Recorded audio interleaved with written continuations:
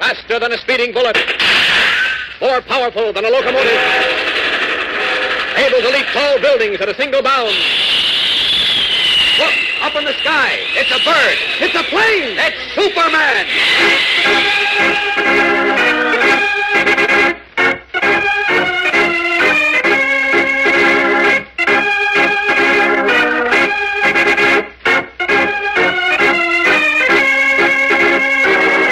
Yes, it's Superman, strange visitor from the planet Krypton, who came to Earth with amazing physical powers far beyond those of mortal men, and who, disguised as Clark Kent, mild-mannered reporter for a great metropolitan newspaper, wages a never-ending battle for truth and justice.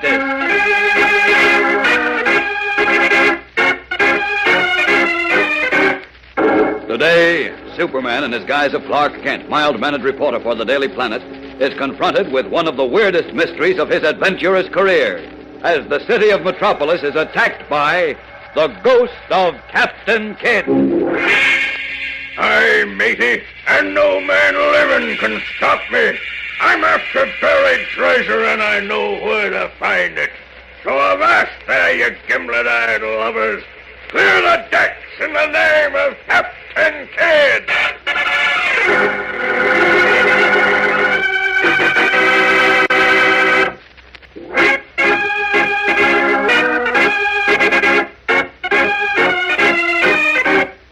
And now, the adventures of Superman. Beneath the sprawling city of Metropolis lies a vast network of dimly lit tunnels, through which gleaming steel rails extend web-like in all directions. Mile after mile of track carrying thundering electric trains crowded with people. This is the lifeline of a mighty city, the great Metropolis subway.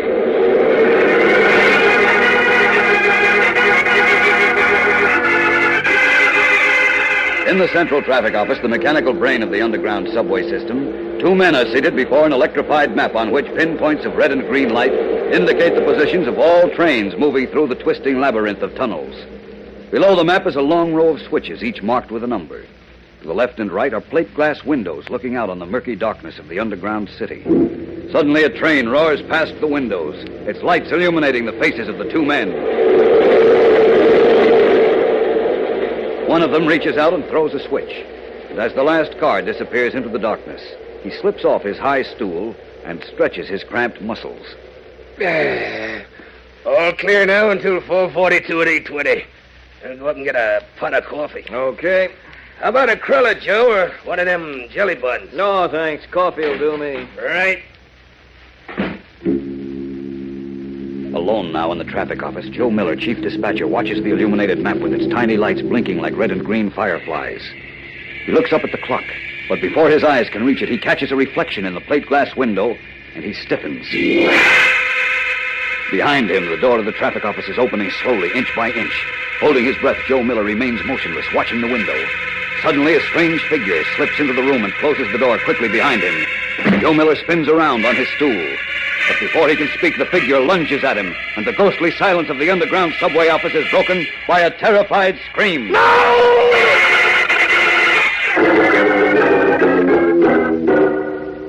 Now, Kent, don't stand there gawking at me. Henderson's at the hospital now. Go down and get the story. But, Chief, it's utterly fantastic. No, it is it? I suppose the entire breakdown of the Metropolis subway system is fantastic. No, but... I suppose dozens of trains stalled in dark tunnels and thousands of people in panic is fantastic. Of course not, but Then stop talking so much and get down to the city hospital and get the story from that chief dispatcher. His name's Joe Miller. Okay, but... Nothing but buts. Get that story and get it fast. I want it as the editor of the Planet, and I want it as mayor of Metropolis. Now go ahead.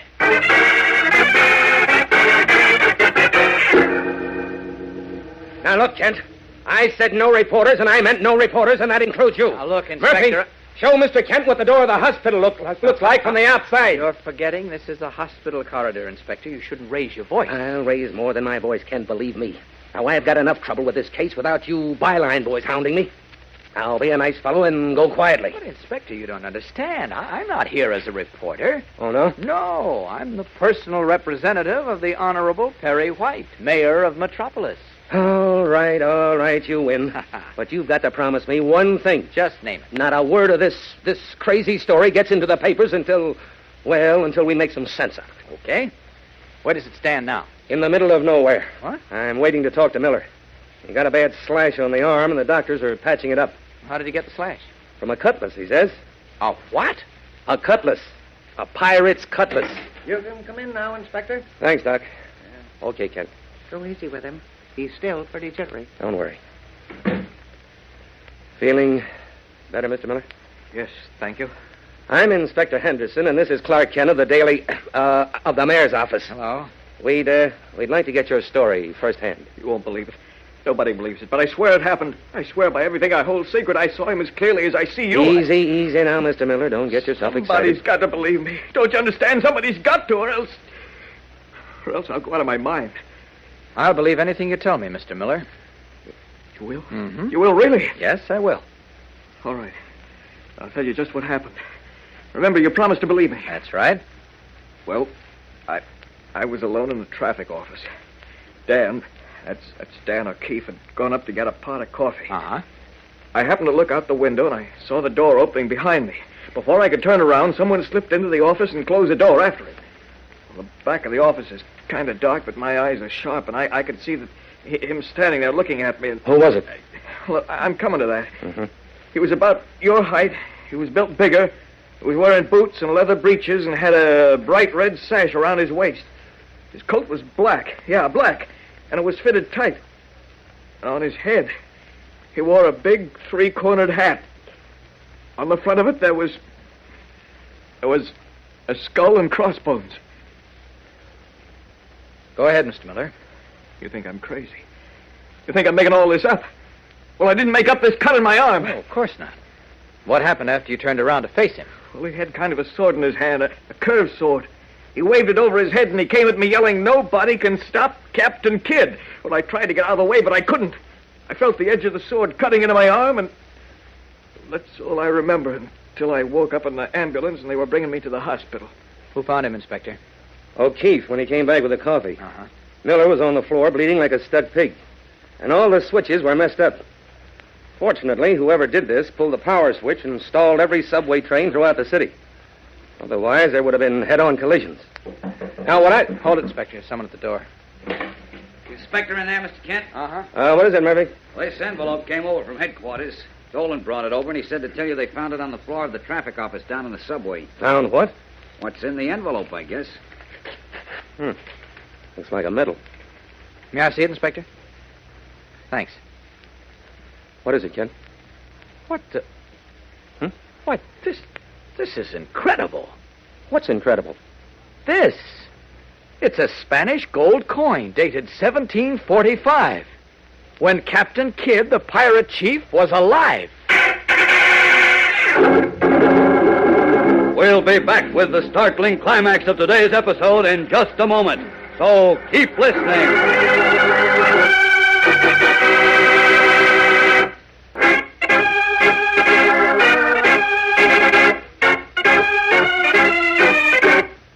And now, back to the adventures of Superman.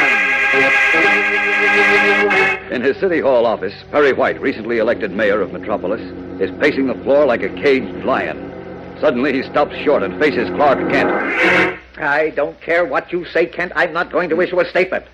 If Henderson wants to issue one, let him. But, Chief, it's your duty as mayor of the city to calm people down. Thousands of them were caught in the subway this morning, and they certainly deserve an explanation. Well, what am I going to tell them? That the ghost of Captain Kidd, of a pirate chief, disrupted the subway system? Nobody said he was a ghost. Oh, what else could he be? He's been dead for 200 Now, years. Wait a minute. Calm down for a minute. All right. All right, Mr. Kent. You solve the problem. You tell me what kind of a statement I can issue. Well, if you listen, I'll tell you. Go ahead. Go ahead. I'm listening. Very simple. You issue a statement to the effect that someone, as yet unidentified, attempted, don't forget that word, attempted to disrupt the subway system, but the prompt action of the police, etc., etc. What about the Captain Kidd business? Well, what about it? How am I going to explain that away? You don't have to at the moment. All you do is just... Oh, blast that girl. I told her no calls. I thought I told you... Who? Oh, all right. Put him on. It's Henderson. Oh. Maybe I can talk him into wishing... Hello? Yes. Now, wait a minute. You're talking too fast. What? Say that again. Oh, no. What is it, Chief? The Metropolis Bank was just robbed of $500,000 by By whom? Jesse James and his gang. First Captain Kidd, and now Jesse James, both fabulous bad men out of the past, who seemingly have come to haunt the city of Metropolis. What is the answer to this puzzling mystery? We'll know more tomorrow when Superman takes a hand. So be sure to tune in again tomorrow, same time, same station, and listen to Chapter 2 of The Ghost Brigade on The Adventures of Superman.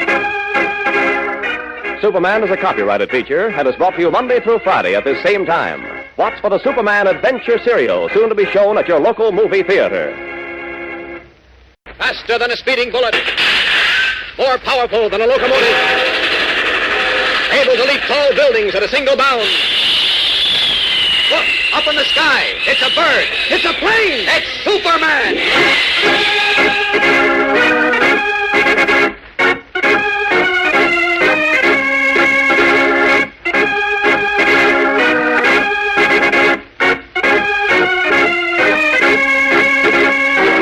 Yes, it's Superman, strange visitor from the planet Krypton, who came to Earth with amazing physical powers far beyond those of mortal men, and who, disguised as Clark Kent, mild-mannered reporter for a great metropolitan newspaper, wages a never-ending battle for truth and justice.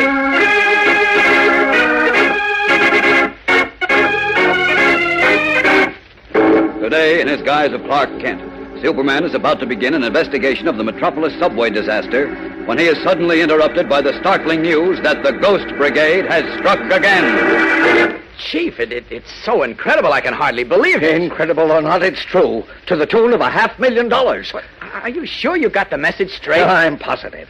The Metropolis National Bank was held up by Jesse James and his gang.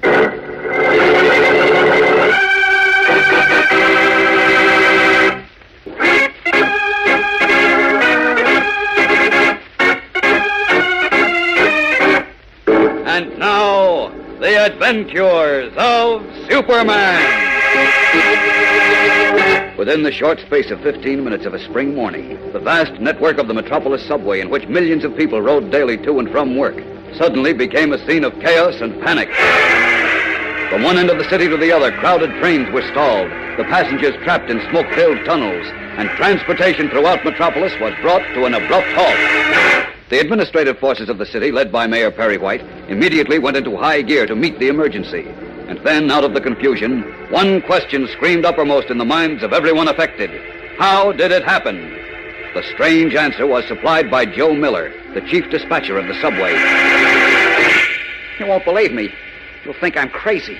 But I swear it happened. I was alone in the central office when all of a sudden, somebody came in. He was wearing boots and leather breeches. And he had a big red sash around his waist. On his head, he wore a big three-cornered hat, and on it, there was a skull and crossbones. It was Captain Kidd who messed up the subway. Captain Kidd, the pirate.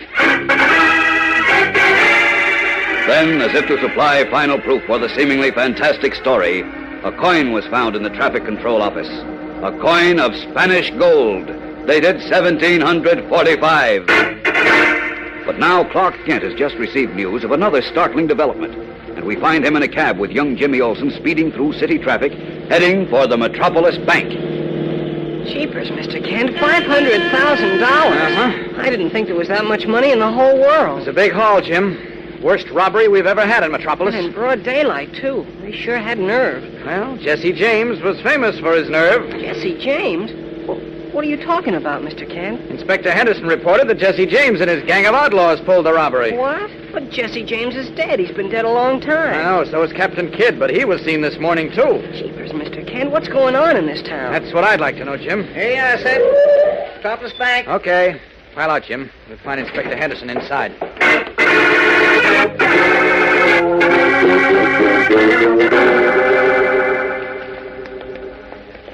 There's Inspector Henderson, Jim. Come on. Who's that he's talking to, Mr. Kent? Probably Mr. Presby, the bank president. Boy, he looks mad enough to chew nails. You would be, too, if you were in his shoes, I guess. Hello, Inspector. Kent, what are you doing here? I thought I gave orders that no report... Now, don't start that again. I'm here as Mayor White's personal representative, remember? Indeed. Well, gentlemen, you can tell Perry White for me that in all my years as a citizen of Metropolis, I've never witnessed a more flagrant exhibition of incompetence on the part of our so-called law enforcement. Now, Mr. Presby, please. I want you to give the mayor a full report of this outrage, Mr. Kent. Well, I'll be very glad to, sir, but I need some facts. Exactly what happened. We were robbed of $500,000. That's what happened. Yes, I know that, but how? And what's this routine about Jesse James? Well, Mr. Presby claims he saw Jesse James and his brother Frank James hold up the bank. Inspector Henderson, I resent your implication of the timeline. I saw them with my own eyes. Boots, spurs, 10-gallon hats, everything. Even black handkerchiefs across their faces. Then how could you be sure they were really the James boys? They called each other Frank and Jesse. And when they left, they shouted, "The James boys ride again." Jeepers. And they rode horses. My men haven't found anyone who saw two horsemen. I don't care what your men haven't found. It's just another example of their incompetence. I tell you, I saw them with my own eyes. I'm sure you did, Mr. Presby, but there must be some reasonable explanation. Now, tell me, where were they standing when they actually held up the bank? Well, the one who was called Jesse stood out in the center of the bank. There, in line with the first teller's cage. About here, sir? Yes. And the other one, Frank, collected the money. How could they get so much, Mr. Presby? Do you usually have $500,000 in cash lying around? No, but we were making up some large payroll. Hey, what's this? What have you got, Mr. Kent? Take a look at this, Inspector. What is it? Piece of wax, I think. Wax? Yes. Do your cleaning men use wax on these floors, Mr. Presby? No, not that I know of. Oh. And you're sure that this Jesse James was standing right here? I said so, didn't I? Anyway, why are you wasting time with trifles like that? Inspector Henderson, Jim, Yes, Mr. Kent? I want you to call Perry White at City Hall and tell him exactly what Mr. Presby told us, then beat it back to the office and wait for me. Okay, but what are you going to A do? little fast checking. Wish me luck, Jim.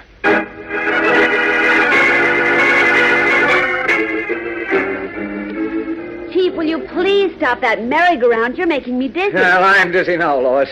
Captain Kidd, Jesse James. Great jumping Jehoshaphat. What's going on in this town? Well, you won't find out by pacing the floor. Oh, why in heaven's name doesn't Kent phone? I told him to report to me as soon as he found out anything. Maybe he has nothing to report. You should have sent me. Send you away? Well, that's probably him now.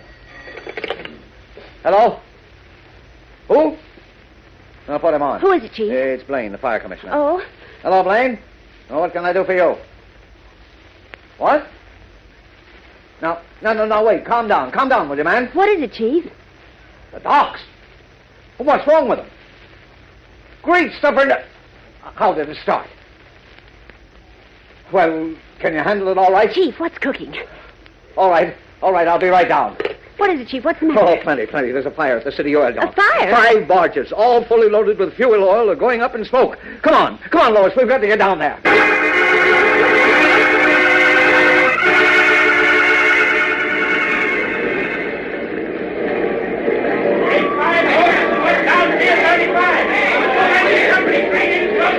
There's Mr. Blaine, Chief. Where? On that fire truck. Oh, yes. Blaine. Oh, Mayor White! Glad you got here, sir. How's it going? Still nip and tuck. We can't get the blaze under control. We're just trying to keep it from spreading. Find out how it started? According to reports, the whole pier seemed to have flooded. Good heavens. Lois. Look, Chief, look. Where? Out at the end of the pier. See, the smoke is lifting. Great Jehoshaphat. What is that? Don't you recognize him? It's Nero. Nero? Yes, the Roman emperor who fiddled while Rome burned.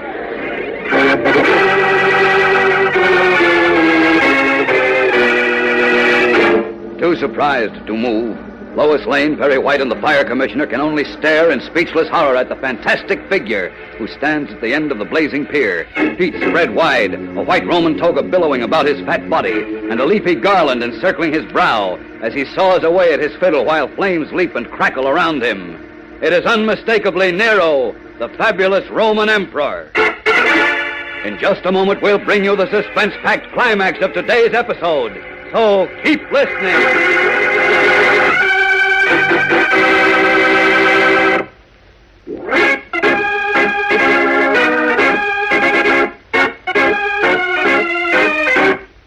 And now, back to the adventures of Superman. Summoned to the Metropolis waterfront, where a gigantic fire, fed by thousands of gallons of oil, blazes out of control, Lois Lane and Mayor Perry White were startled when, through the billowing black smoke, they caught a glimpse of a figure easily recognizable as Nero, the long-dead Roman dictator. But as quickly as he had appeared, the smoke closed around his fat toga-clad body, and when it cleared again, he had vanished. I don't believe it. I was seeing things. No, Chief, he was standing right out there at the end of the pier. You saw him too, Commissioner Blake. Well, I saw something. Commissioner Blake! Oh, Bailey, did you send in another alarm? Yes, sir. But I just got a message from the fireboat out in the harbor. Well? The burning oil is floating out into the harbor with the tide. They can't stop it. Good Tell the skipper to fall back slowly and fill all shipping out. But he can't, sir. There are 2 nitrate boats out there at anchor. Nitrate boats. Most of the crews are ashore. They can't get steam up in time. Nitrate! Great Caesar Blaine! You realize what will happen if the fire reaches those boats? Remember what happened in Texas? Great Scott, the nitrate will explode and Metropolis will be wiped out.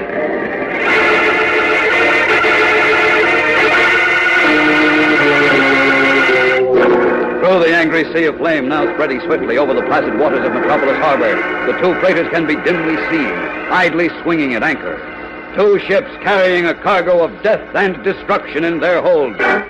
How can the fire be stopped before it reaches the nitrate? And what is the explanation behind the sudden appearances of the ghosts of Captain Kidd, Jesse James, and Nero?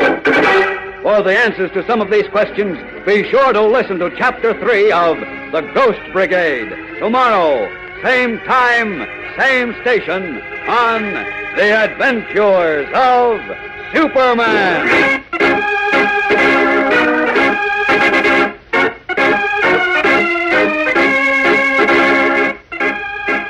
Superman is a copyrighted feature appearing in Superman DC Comics magazine and is brought to you Monday through Friday at this same time.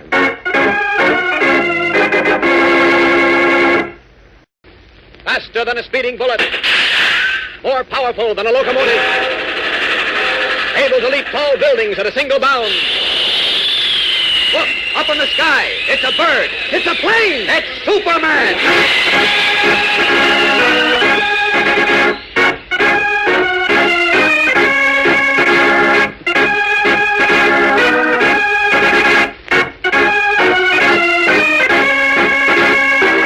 Yes, it's Superman, strange visitor from the planet Krypton, who came to Earth with amazing physical powers far beyond those of mortal men, and who, disguised as Clark Kent, mild-mannered reporter for a great metropolitan newspaper, wages a never-ending battle for truth and justice.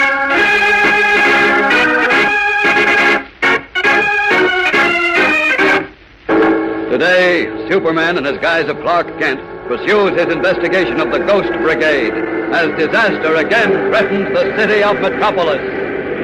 Here, White, I've just received a radio report from the fireboat that's fighting this blaze from the other side. Well? The skipper reports the burning oil is floating out into the harbor with the tide. No. And there are 2 freighters out there loaded with nitrate. Nitrate! Great Caesar! If the fire reaches those freighters, the blast will wipe out Metropolis. That's right, and I'm afraid there's nothing we can do to stop it.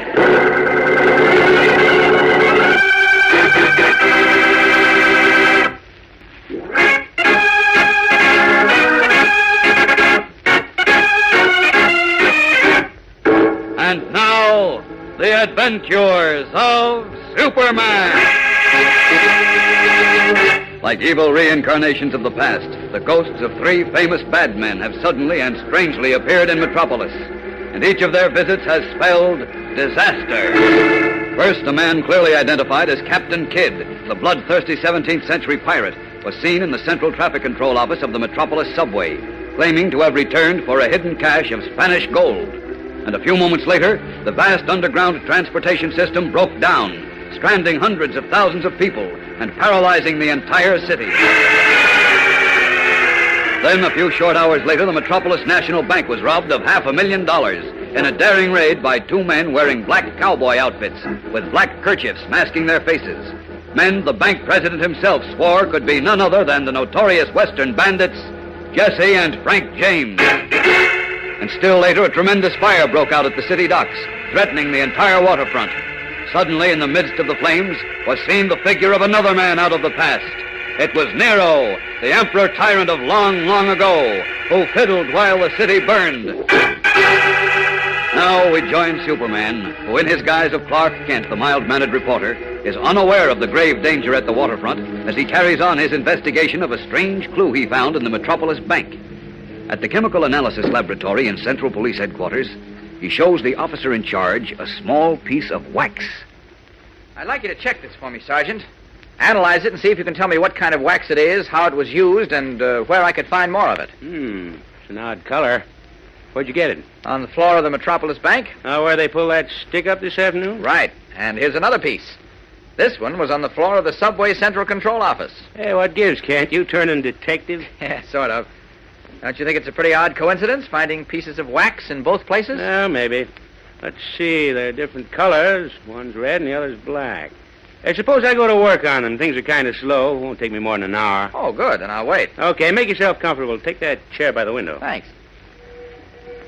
Yeah, sounds like the fire boys are having themselves a time today. That's the third company that's gone by in the last 20 minutes. Oh, really? Yeah. I hope they're not all going to the same fire. Well, they're heading downtown. Great Scott, look at that black smoke. Yeah, where? See it? That's oil smoke. Oh, yeah. Huh. Looks like it's around the city docks. Hey, that's an oil fire, and it's going strong. I'll see you later, Sergeant. Where you going? To the docks, as fast as I can.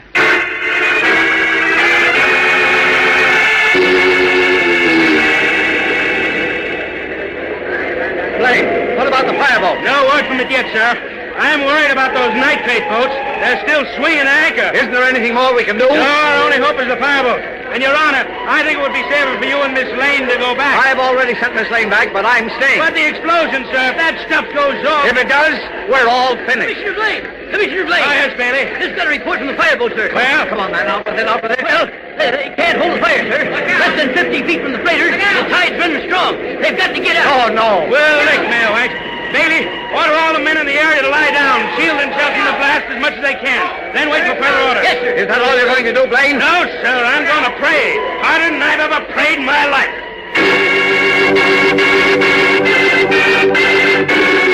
Turning, Perry White and Commissioner Blaine stare through the billowing clouds of black smoke at the leaping tongues of flames spreading over the harbor waters, and watch in mute horror as they begin to lick at the steel hulls of the death-laden freighters. In another moment, there will be chaos. But unseen by anyone on shore, Superman, rocketing through the choking clouds of smoke, spots the danger. Great Scott, this is serious. There's no time to beat that fire back now. There's only one thing left to do. Down! Down! Plummeting down, Superman reaches the bow of the nearest freighter, lifts the heavy anchor holding it clear out of the water, and then, leaping to the next ship, duplicates his feat.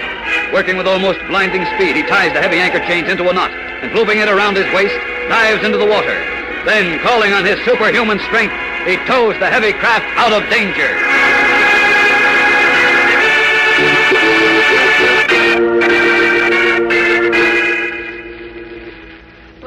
But what happened, Mr. White? Jeepers, those freighters couldn't have moved by themselves. Well, that's what it looked like, Jim. It was an amazing sight. They finally stopped out in the bay. When the Coast Guard boat caught up to them, they were drifting at anchor again as though nothing had happened. I bet I know what happened. Oh, you do you? I bet you anything Superman had a hand in it. Superman? Sure, who else? Well, maybe you're right. If so, the whole city owes him a vote of thanks. But, Mr. White, what about that man you saw on the end of the dock? You said it was Nero, the old Roman emperor. Well, that's who he looked like. But he's dead. He's been dead for hundreds of years. Great Caesar, don't you think I know that? Captain Kidd is dead, too, and Jesse James, and they were seen. Jimmy, do you know where the chief is? White. Oh, who do you think I am? King Tut? Oh, sorry, I didn't see you. Obviously. Now, where have you been? Looking for you. I went all the way down to City Hall. It's the usual practice for an editor to visit his own paper once in a while. Okay, Chief, okay. Now, do you mind explaining where you've been and what you've been doing all afternoon? I will in a minute, but I think you'd better take a look at this first. What? A special evening extra of the Daily Blade. Ha! The Blade. Since when is there anything worth seeing in that yellow rag? Since right now. Take a look. Oh, all right, let's see it. All the trouble I have on my hands now, I don't see why I have... Great suffering sassafras. I thought so. What is it, Mr. Kent? I'll sue them. I'll sue them. That's what I'll do. Wait a minute. Slander. Please, Mr. Easy. Kent, tell me. There's a headline on the front page of the Blade, Jim. A headline putting the blame for everything that happened in Metropolis today on Mayor Perry White. Wide-eyed with amazement, Jimmy races around the corner of the desk and stares over Perry White's shoulder as he spreads the copy of the Daily Blade wide. In bold black print, the headline shrieks, Perry White responsible for civic disorder. "Why has the Daily Blade unleashed this sudden attack? Can the paper possibly prove its charges? There's a startling new development ahead, gang, so keep listening."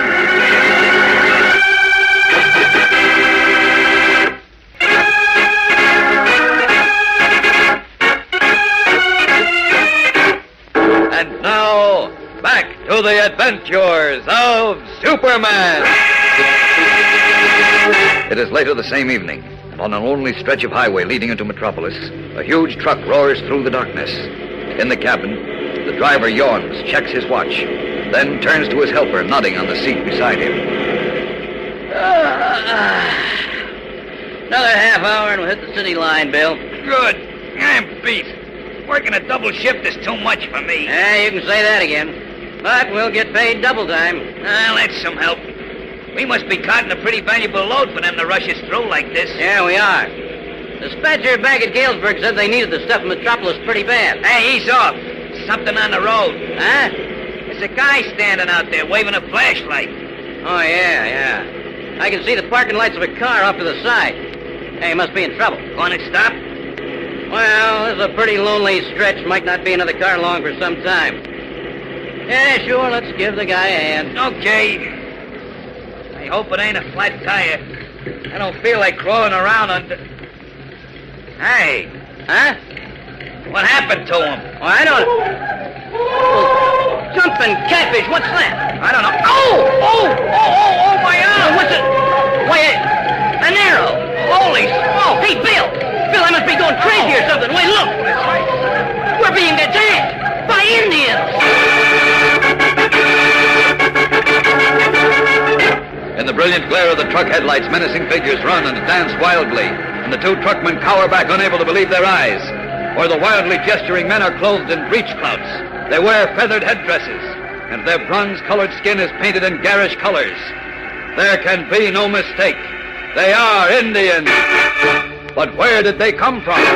What are Indians in full war paint, armed with bows and arrows, doing on a modern highway? We'll know tomorrow, gang, so be sure to hear episode 4 of The Ghost Brigade on The Adventures of Superman.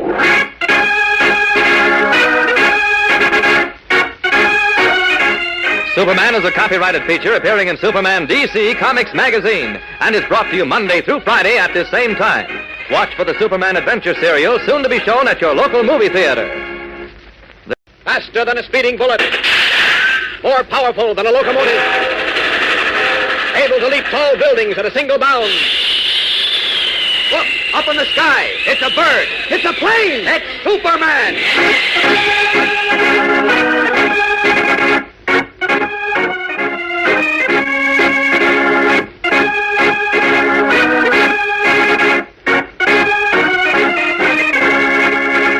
Yes, it's Superman, strange visitor from the planet Krypton, who came to Earth with amazing physical powers far beyond those of mortal men, and who, disguised as Clark Kent, mild-mannered reporter for a great metropolitan newspaper, wages a never-ending battle for truth and justice.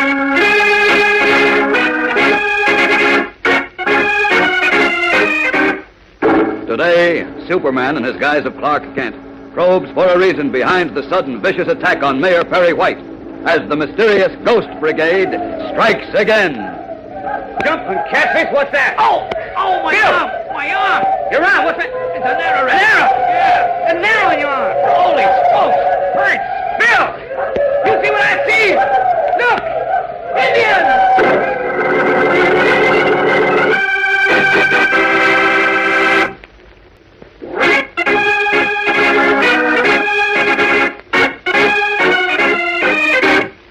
And now, The Adventures of Superman.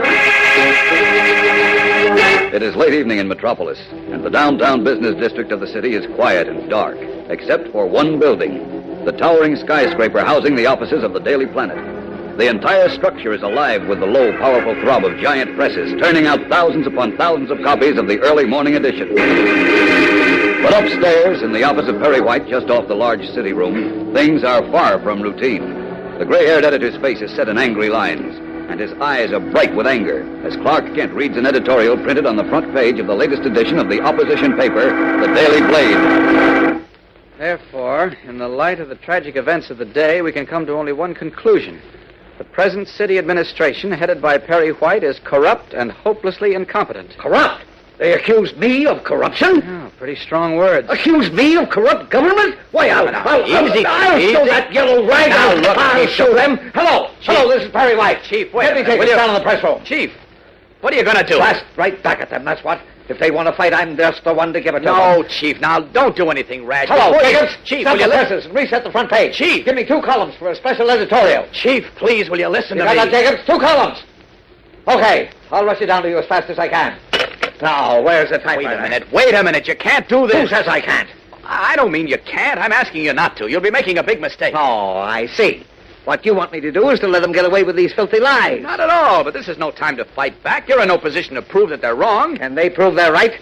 I don't know. That's what worries me. What? Do you mean to say that you believe that... No, Chief. No, of course I don't believe them. But, well, look at it this way. The Blade has always been sniping at you every chance they got. But there's never been a broadside like this.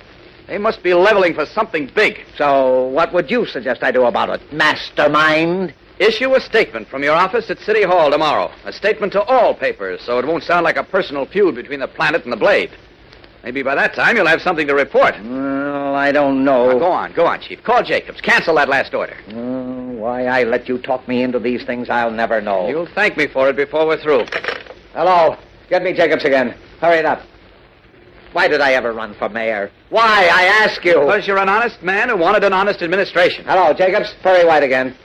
Never mind that change. Roll it off as she stands. Right. Sorry I caused you so much trouble. Okay. All right, campaign manager. Now what? We'll work out an official statement later. Right now, I want to show you a couple of things I found. Now, who in blazes would that be? Come in. Good evening, Your Honor. Huh? You remember me, I trust. My name is Hammer, Albert Hammer, from... Oh, yes, the 4th District. You're the new councilman, aren't you? Yes. Sorry I didn't recognize you at first. Oh, have a seat. Thank you. This is Clark Kent, one of my reporters. How do you do, sir? Oh, Mr. Kent, of course. I've seen your byline in the paper many times. Glad to meet you. Well, Hammer, what can I do for you? You're probably wondering at the lateness of my visit. Your Honor, I assure you I've come on an exceedingly important errand. Exceedingly important. Yes, what is it? I want to know what's going on in the city of Metropolis. Well, what do you mean? I mean the breakdown in the subway this morning, the robbery of the Metropolis National Bank, the disastrous fire at the waterfront. Well, they were accidents. They just happened, that's all. Things like that don't just happen, Your Honor. The lives of thousands of people in this city were affected today, and many more thousands are put in positions of grave danger. A situation like that cannot be tolerated. Excuse me for interfering, Mr. Hammer, but outside of the temporary inconvenience, nothing serious happened. Temporary inconvenience? My dear Mr. Kent, the explosion of those nitrate ships would hardly have been called a temporary inconvenience. Well, hang it all, man. They didn't explode. By a freak of chance. But what of the money that was lost in the bank robbery? And what of the subway? Now, look here, Mr. Hammer. What do you want me to say? I want the truth. It's my right as a councilman to be informed of all civic matters. You are being informed, blast it. I'm telling you as much as I can. Chief, as much as you can, eh? That means you're holding something back.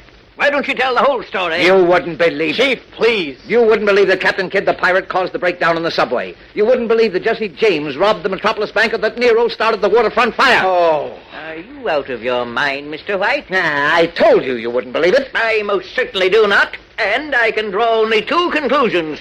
You're either mentally sick. What? Too sick to continue in office. What? Or you're hiding something and covering it up with idiotic fairy tales. No, just a minute. Thank you very much for the interview, Your Honor. I've enjoyed it immensely. It's been extremely... Now, come back here. Don't worry. I shall. You'll hear more from me later.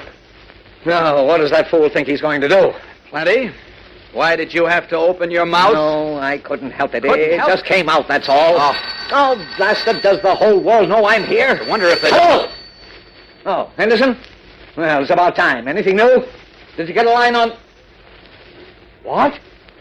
Oh, no, not again. What is it, Chief? General Hospital? Oh, all right, I'll be over in 10 minutes. From now on, I'm going to handle this personally. What now?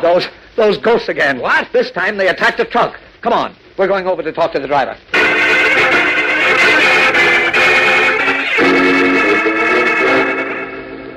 Now, just calm down, son, and tell us everything that happened. Yes, sir. As I understand it, you and your helper were driving in from Galesburg with a load of machinery. Yeah, that's right. Uh-huh. You saw someone on the road waving a flashlight, and you thought it was a motorist in trouble, so you decided to help him. That's right. And when you stopped, he was gone. And then what? We saw Indians. What? Real honest to goodness Indians. Good. Great. This is incredible. Go on, please. They shot arrows at us. Phil got one in his arm, and all the time they were whooping and hollering, coming closer and closer. It was awful. Then what happened? They dragged me out of the cab, and that's the last I knew until I woke up lying on the road with Bill next to me.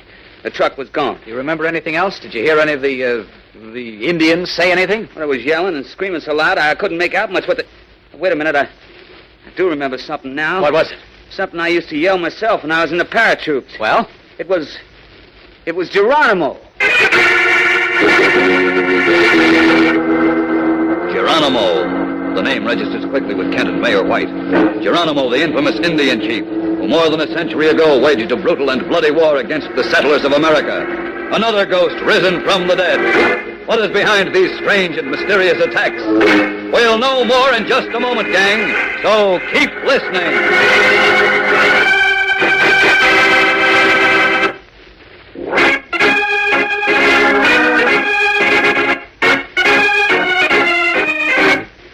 And now, back to the adventures of Superman.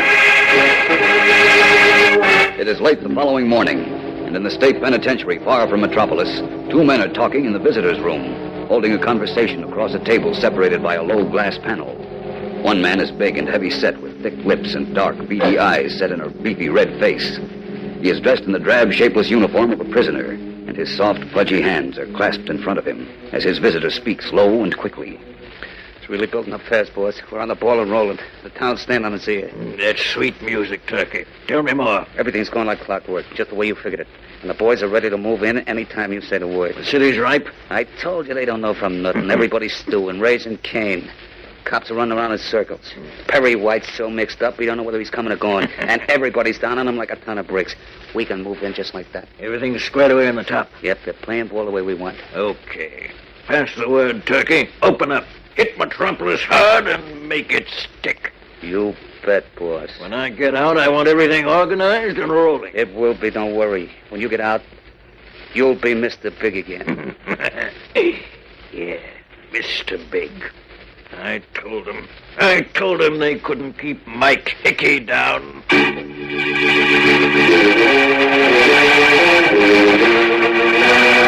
His eyes blazing with triumph, the one-time racketeer and political boss of Metropolis, the man Perry White sent to jail, anticipates his return to power.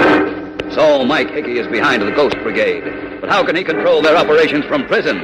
And how will he obtain his release? Gang, we'll know the answer to some of these questions Monday. So be sure to tune in again on Monday, same time, same station, for Episode 5 of The Ghost Brigade on The Adventures of Superman.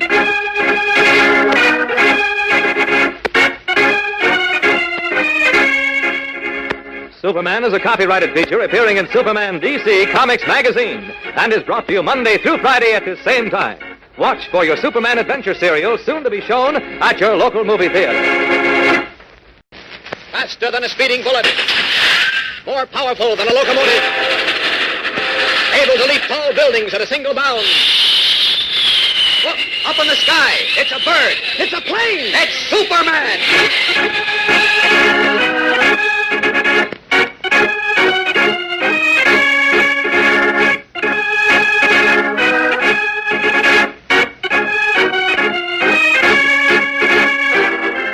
Yes, it's Superman, strange visitor from the planet Krypton, who came to Earth with amazing physical powers far beyond those of mortal men, and who, disguised as Clark Kent, mild-mannered reporter for a great metropolitan newspaper, wages a never-ending battle for truth and justice.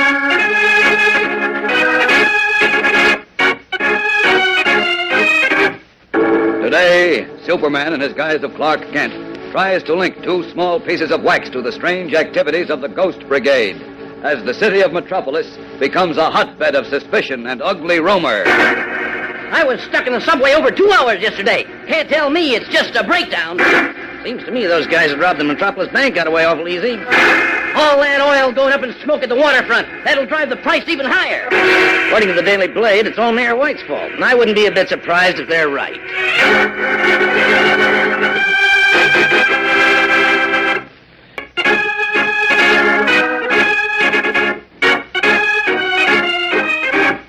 And now, the adventures of Superman.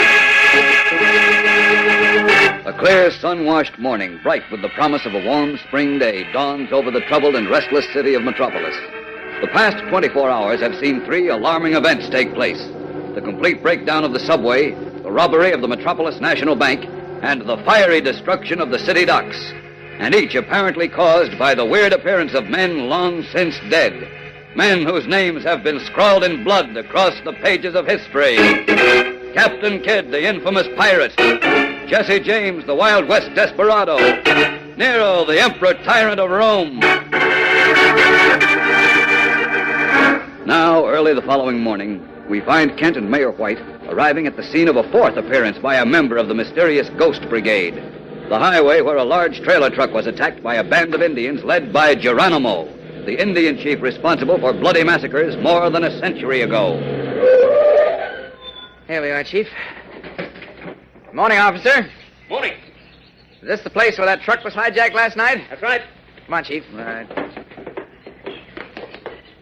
I'm Clark Kent. This is Mayor Perry White. Oh, good morning, sir. Morning. Inspector Henderson told you we were coming, didn't he? Yes, sir. I'm to give you any information you need. Well, let's get on with it. I haven't even had my coffee yet. Exactly where did the truck stop, officer? Over here on the south shoulder of the road. You see these tire tracks? Uh-huh. And where were the 2 men, the driver and his helper? We found them over there under that tree, out cold. According to the driver's story, he was slugged in the cab, so he and his helper must have been carried over there. That's right. There's a good set of footprints in the dirt near the tree. Oh? Whoever made them was wearing slippers or moccasins. Uh-huh, that fits all right. Find anything else? Well, we haven't had a chance to look around thoroughly yet. Lieutenant Mason wanted to wait until daylight. He ought to be along any time now. You mind if we have a look around? No, not at all. Thanks. Come on, Chief. Now, look here, Kent. I'd be a lot happier if you'll tell me what we're doing here. We're looking for a piece of wax. Oh, well, why didn't you say so before? What? A piece of wax. Oh, that settles it. I'm going back to Metropolis. Of all the stupid hair-brained... Now, wait a minute, Chief. Listen to me. I found a small piece of wax, black wax, at the Metropolis Bank. I found it on the floor at the spot where Jesse James was supposed to have been standing. Then I searched the subway control office, and I found another piece of wax, red wax. Look, what's a piece of wax got to do with robbing a bank or stealing a truck? That I can't answer yet, but it may be a clue. In fact, I'm sure it is. Wait a minute, what's that? Huh? Something red in this patch of grass. Hey, we're in luck. Wax? Yes, sir, and a pretty big piece, too. Here, look. Shaped like the tip of a feather. That's right, a feather from an Indian headdress. Now we're getting somewhere. But hang it all, I don't see how a piece of wax is going to help us. Chief, this isn't ordinary wax. I had it analyzed at the police lab. It's the kind of wax they use in modeling. Life-size figures are made with it, like clothing store dummies. Are you trying to tell me that a bunch of wax dummies hijacked that truck? No, of course not. But this wax is a lead. Now we've got to trace it, find out where it comes from, if it means turning Metropolis upside down.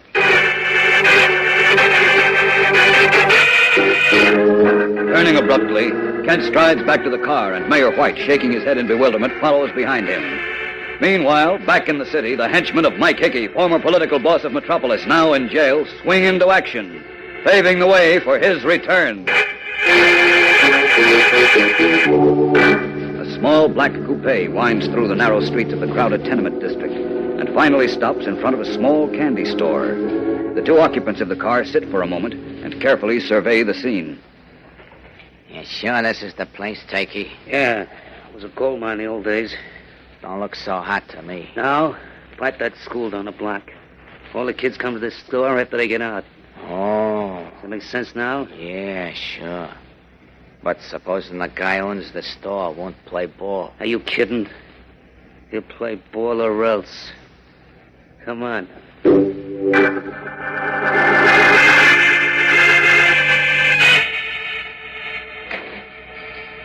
Let me do the talking. Morning. Morning.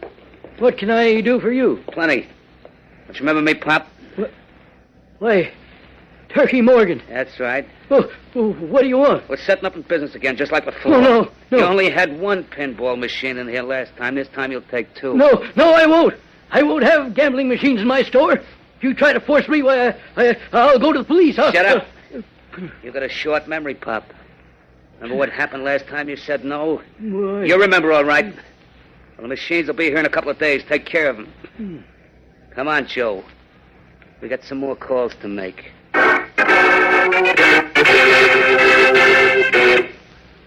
But I don't need that kind of protection, mister. Why should anyone want to damage a little tailor shop like this? You never can tell, Mr. Stein. You're new in this neighborhood. You don't know all the angles. Angles? I don't understand. Well, lots of accidents could happen, Mr. Stein. So you better take out one of our policies for your own protection. No, you're gangsters, racketeers. You can't force me to pay you money.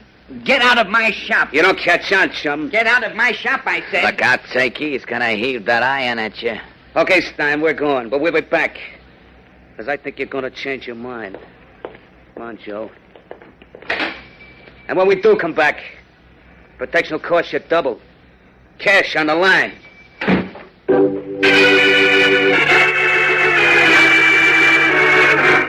And so, guided by the warped, twisted brain of a man still in prison, organized crime moves into the city of Metropolis again. Will Perry White, the fighting mayor, be able to stop it? There's a surprise ahead, gang, so keep listening.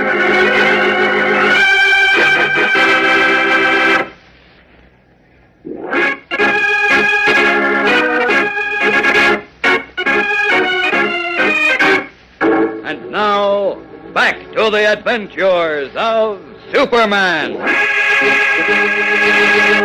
Returning to Metropolis, Kent and Mayor White drive straight to City Hall, where we find them now preparing for an important press conference. Oh, Kent, I hate to think of facing those wolves out there. They'll rip me apart. Oh, come on now, Chief. Since when are you afraid of newspaper reporters? You used to be one yourself. That's just it. I know what I'm up against. Just remember one thing. Don't lose your temper. Laugh off the Daily Blade's charges and point to your past record. It's absolutely spotless. You've driven crime out of Metropolis, given the people clean government. Oh, you know what to say. But not a word about the Ghost Brigade. Well, you stick close and kill me if I go wrong. Okay. Hello? Who? Who? Oh, well, tell him I can't see him now. I'm doing a press conference. Councilman Hammer wants to see me. Oh, what's he up to now? What? Oh, all right, send him in, but I can only give him 2 minutes. It's vital, he says, and I should see him before I speak to the press. All right, might as well find out what he's up to. Come in. Morning, Your Honor. Morning. Hello, Mr. Kent. Good morning, sir. Well, what is it, Hammer? I'm in a hurry. Of course. But I thought you'd better be informed before you speak to the gentlemen of the press. Informed? Informed about what? They already know about your fabulous villains. Captain Kidd, Nero, and Jesse James. What? Did you tell them? Of course. Thought I'd save you the trouble. You weren't thinking of suppressing news, were you? Why, Of course, Mr. White wasn't going to suppress it, Mr. Hammer, but the release of the information now may seriously hamper police investigation. I doubt that very much. All right, if that's all you have to tell me, you'll have to excuse me now. I'm not quite finished, Your Honor. Well, speak up. My time is valuable. There was a special emergency meeting of the city council this morning. Well, why wasn't I informed? It was a closed meeting, Your Honor. And it was decided by unanimous vote to conduct a full investigation of your administration. Hammer, you're going too far. And in addition, a special city election is to be called in the near future to elect a new mayor.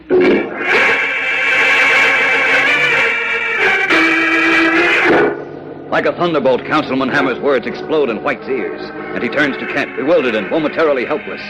But the reporter is also caught off guard and can only stare wordlessly at Hammer, whose thin lips are curled in a nasty smile. Now Perry White is caught between two forces. How can he fight them both? When will this parade of disaster end? Lois Lane and young Jimmy Olsen take a hand tomorrow, gang. So don't fail to hear episode 6 of The Ghost Brigade on The Adventures of Superman.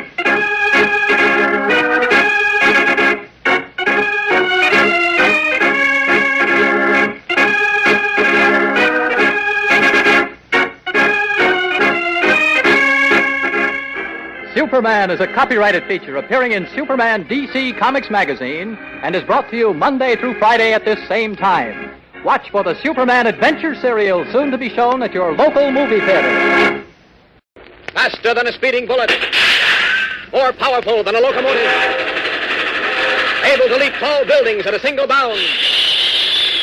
Look, up in the sky. It's a bird. It's a plane. It's Superman.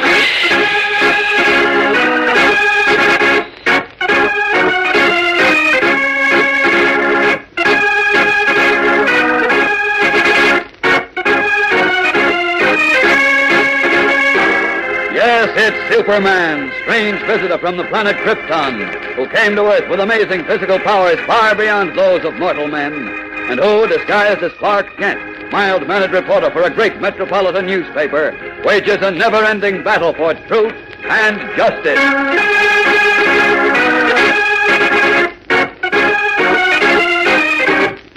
Today, Clark Kent resumes his true identity of Superman in a valiant last-minute effort to stem the onrushing wave of crime threatening to engulf the city of Metropolis. as Lois Lane and young Jimmy Olsen make an astonishing discovery. I think we should have told Mr. Kent we were coming here, Miss Lane. Nonsense, Jim. We figured this out by ourselves. Why should we let him in on it? No, I still don't think it's right. Oh, hush. Go on now. Hold the flashlight higher. I can't see. There, is that better? Uh-huh. Oh, jeepers. Jimmy, what's the matter? Look, at the end of the hall, it's the ghost of Captain Kidd.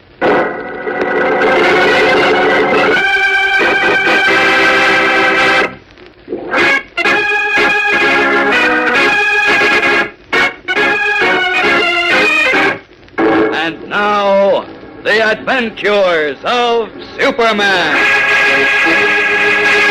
In his office at City Hall, Mayor Perry White is holding an important press conference. Standing at his desk, he faces a battery of newspaper cameramen and reporters, defending himself against the vicious charges made by the Metropolis Daily Blade. Charges that he has been dishonest. You've all undoubtedly read the editorial on the front page of last night's Daily Blade. An editorial attacking this administration and me personally. Now, I've called this conference with you. But even as he speaks, Mayor White seems to sense an air of disbelief in the room. His practiced eye catches a few looks of polite mockery on the faces of the reporters as they take notes of his speech. Then, finally, he closes his remarks. Now, I tell you that the police are working very hard. And I promise you, as soon as I receive word of any new developments, I'll pass them on to you.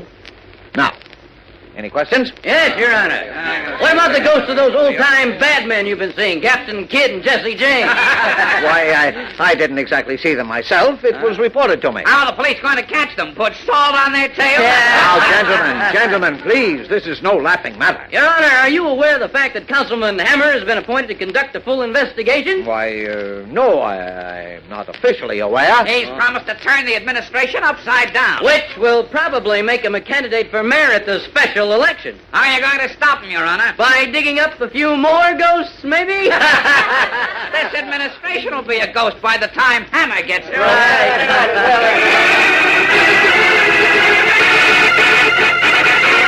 As the reporters hurl derisive questions at him, Perry White tries to answer clearly and logically, but it's hopeless, and he realizes the conference has been a dismal failure. Councilman Hammer has done his work well, and now all the other papers of Metropolis are siding with the Daily Blade. An hour later, he is slumped in his familiar battered chair at his editorial office in the Daily Planet, completely dejected. Lois Lane and Jimmy stand by anxiously. I've never put in a half hour of such torture in my life. It was terrible.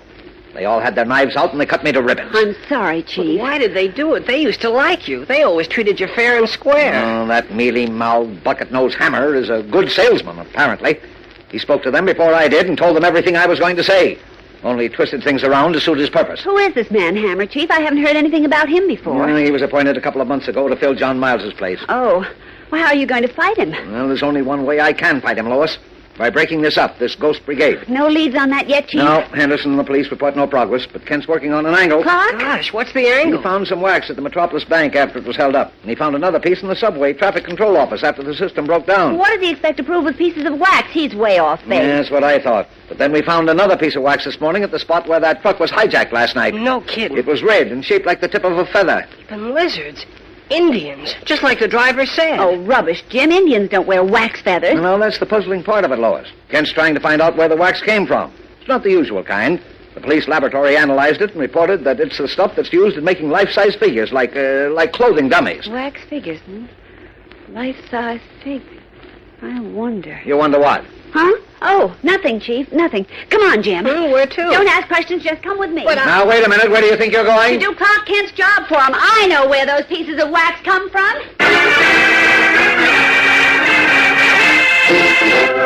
Meanwhile, across town, Superman, still in his guise of Clark Kent, has just made the 10th stop in a long and weary search for the telltale wax and received the 10th discouraging reply.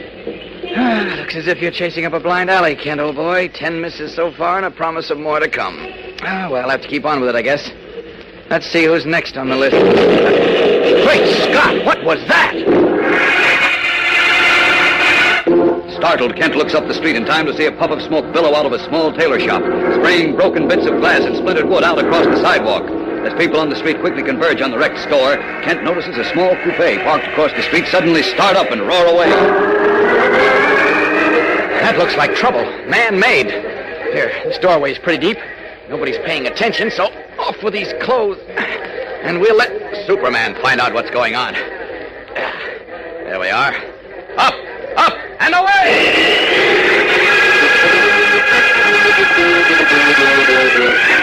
In one bound, Superman reaches the middle of the street and, catching a fleeting glimpse of the coupe rounding a turn 2 blocks away, streaks after it like the wind. But as he rockets past the wrecked tailor shop, he glances inside and with his X-ray vision sees something that makes him turn sharply in midair. Oh, great Scott, that old man. He's pinned to the floor by that crossbeam. Those people will never be able to lift it in time. Down to him. Down! There, that'll do it. Now let's see how badly he's hurt. Somebody call an ambulance. All right, I'll go.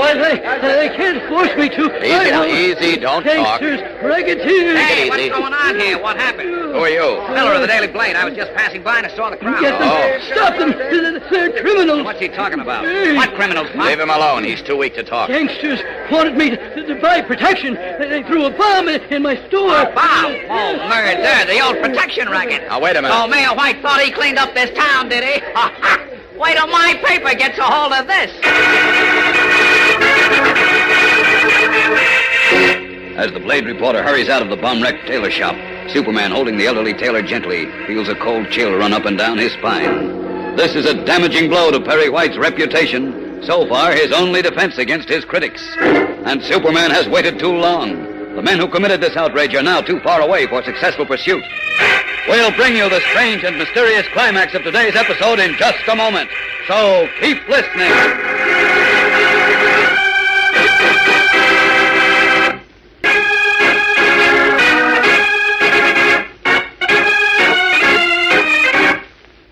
And now, back to the adventures of Superman.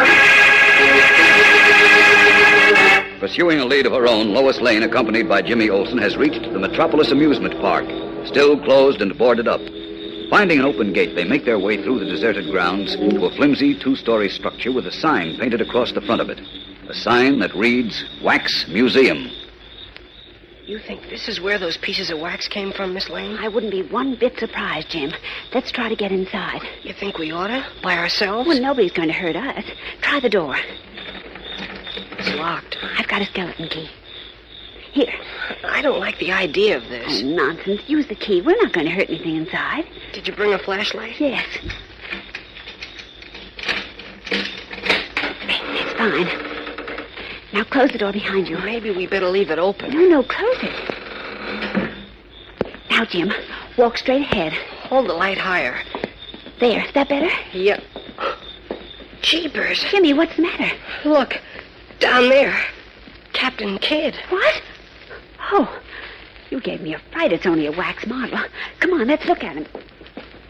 Gosh, sure looks real. There's a model of Nero, the Roman emperor. Uh-huh. And here's Jesse James. And this Indian next to Captain Kidd, he must be Geronimo. Jeepers. All the ghosts that have been showing up around town. Don't be silly. These are just wax statues. Yeah, but there's still something funny about it. Jimmy. Huh? What's the matter? The Indian's headdress. One of the feathers is broken off. Golly. And Mr. Kent found the wax tip. And here, there's a piece broken off Captain Kidd's sash. Look at Jesse James. A piece of his black boot is gone. Jimmy. Then it's true. These wax people can move. They must... Flashlight flickers wildly over the wax images. As Lois Lane turns pale, Jimmy catches his breath as he notices a peculiar gleam of evil shining out of the eyes of that bloodthirsty snake, Captain Kidd. Something is wrong. Wax statues can't come to life, or can they? Gang, be sure to listen tomorrow, same time, same station. There's action and plenty of mystery in Chapter 7 of The Ghost Brigade on The Adventures of Superman. Superman is a copyrighted feature appearing in Superman DC Comics Magazine and is brought to you Monday through Friday at the same time. Watch for the Superman Adventure serial, soon to be shown at your local movie theater. Faster than a speeding bullet. More powerful than a locomotive. Able to leap tall buildings at a single bound. Look, up in the sky. It's a bird. It's a plane. It's Superman.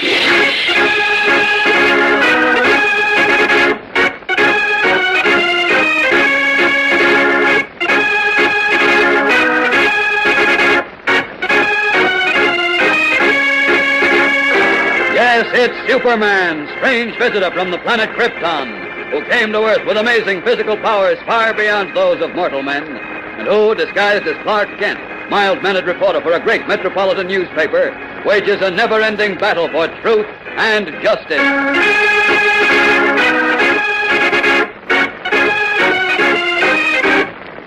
Today, Superman, in his guise of Clark Kent, pursues a seemingly futile investigation of the mysterious pieces of wax he hopes will enable him to track down the Ghost Brigade, as the editor of the Daily Blade receives fresh ammunition for his paper's vicious attack on Mayor Perry White. It was just one of those lucky breaks, boss. I passed the tailor shop just after it blew up, and when I walked in, I saw the old codger who owned it lying on the floor, hurt pretty bad. But he kept moaning about protection and gangsters and a bomb. Oh, somebody trying to stir up the old protection racket again, huh? Yeah, but do you get the angle, boss? Perry White's been screaming that he cleaned up the city, that he broke up all the rackets. Of course, it's perfect. White's over a barrel now. This'll roll that barrel right out of City Hall.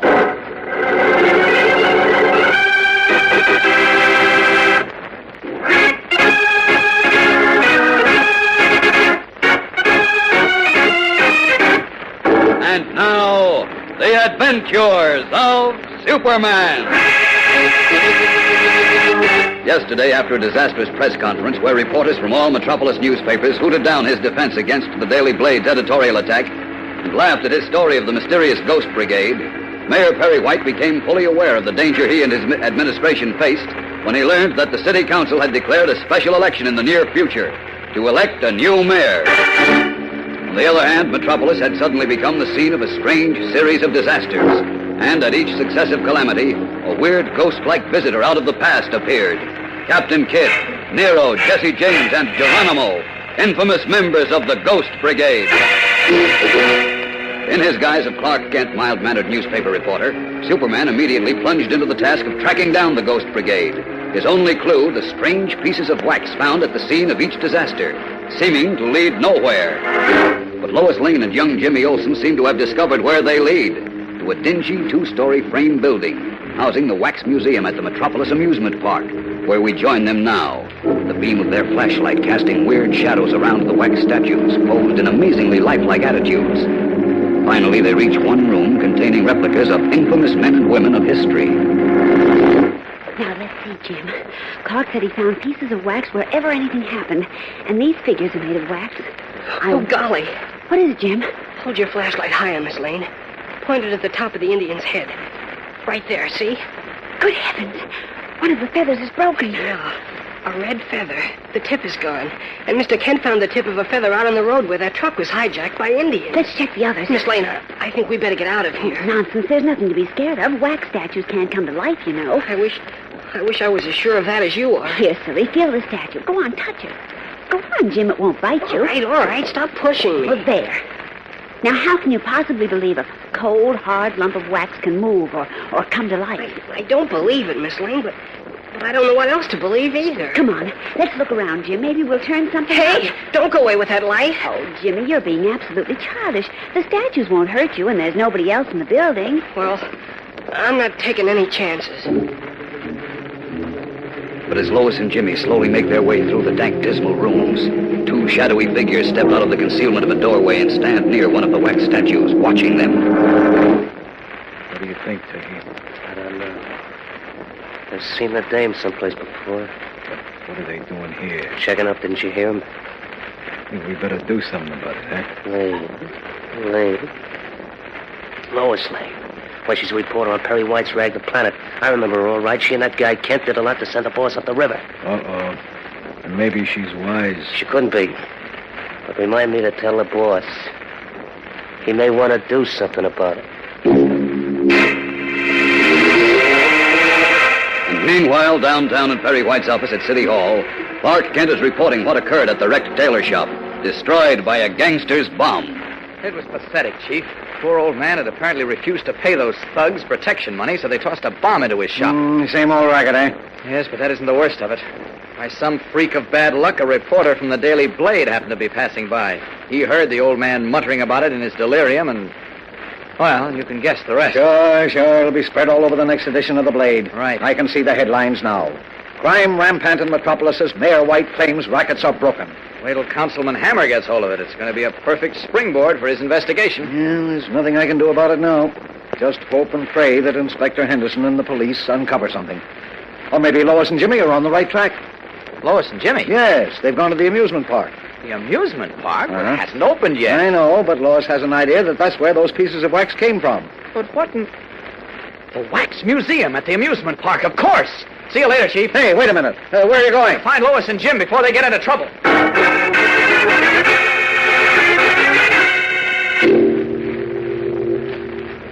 How long are we going to hang around in here, Miss Lane? This joint is giving me the creeps. I'm looking for clues, Jim. What clues? Well, I don't know. Anything. Hey, what's that? Oh, Jimmy, stop imagining things. I tell you, I heard something. Lois! Jimmy! Oh, my gosh. Where are you? Why, that's Clark's voice. Mr. Kent? Oh, boy, what a relief. Now, why did he have to come here? Jim! Oh. Lois, answer me. Where are you? Over here, Mr. Kent. Where? Oh, thank goodness. You all right? Of course we're all right. What are you doing here anyway? Well, the chief told me you came up here, and I was worried. That I beat you out of a story? Well, no. No, I just didn't want you to get into any trouble, that's all. Well, this is quite a layout. Captain Kidd, Nero... Look, Mr. Kent, look what we found. What? Here, look at Geronimo and Jesse James. We found where those pieces of wax came from, Smarty, and you were running all over town. Oh, very interesting. Something spooky, if you ask me. Are there pieces missing from all of them? That's right, matching the 3 you found. Oh? Say, what happened here? Huh? One statue is missing. Where? Here. This pedestal is empty. What? Jeepers, I didn't see that before. Of course not. The statue was there before. You sure, Lois? Well, I'm positive. Whose statue is it, Mr. Kent? Well, I don't know. Isn't there a sign or a label? Oh, nothing. Oh, gosh. Then that means one of the ghosts is loose in the city. His eyes wide with horror, Jimmy stares at the empty pedestal, while Lois and Kent frown their worry and bewilderment. Whose statue is missing? We'll know more in just a moment, gang, so keep listening.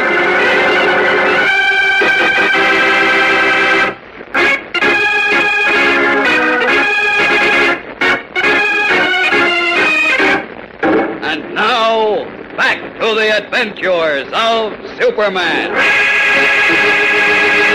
It's the dinner hour in Metropolis.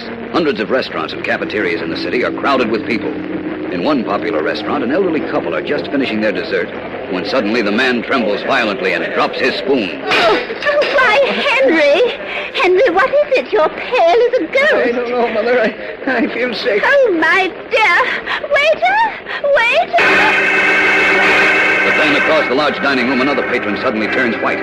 Clutching at his stomach, crumples over the table. The waiter, a tray piled high with dishes, stops in mid-stride, sways, and keels over in a dead faint. The entire dining room becomes a scene of pandemonium.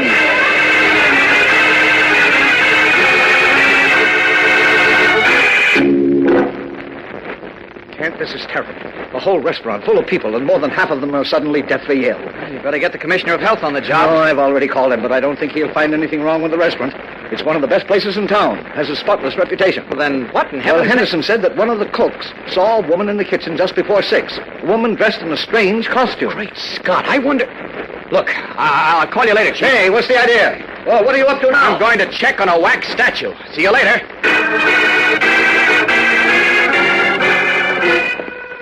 Let's see now. The statues Lois and Jim found were in this room.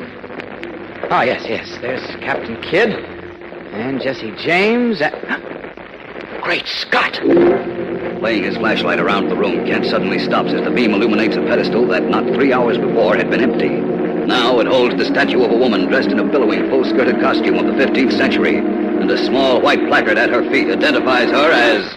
Lucretia Borgia. Lucretia Borgia, the notorious Italian noblewoman of the 15th century, who cold-bloodedly eliminated her enemies by poison. The Ghost Brigade has struck again. Gang, there's a thrill a minute in tomorrow's episode, so don't miss it. Be sure to tune in tomorrow, same time, same station, for Chapter 8 of The Ghost Brigade on The Adventures of Superman.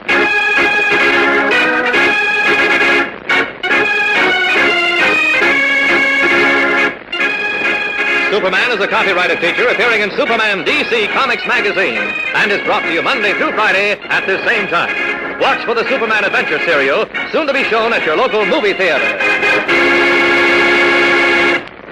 Faster than a speeding bullet. More powerful than a locomotive. Able to leap tall buildings at a single bound. Look, up in the sky. It's a bird. It's a plane. It's Superman.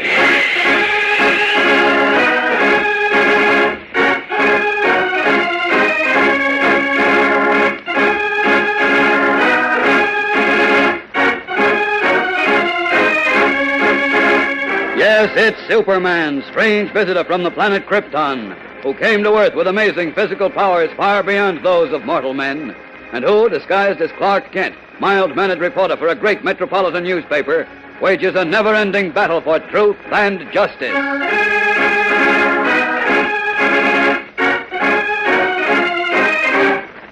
Today, Superman, in his guise of Clark Kent, continues his desperate effort to solve the mystery of the Ghost Brigade, wraith-like creatures out of the dim and distant past, who strike again and again, causing fear and panic to sweep the city of Metropolis. I thought Mayor White was pulling a fast one, blaming everything on ghosts. But by gosh, it's true. Yeah, well, why don't the mayor do something about it? He'd better, or by golly, we'll get a new mayor.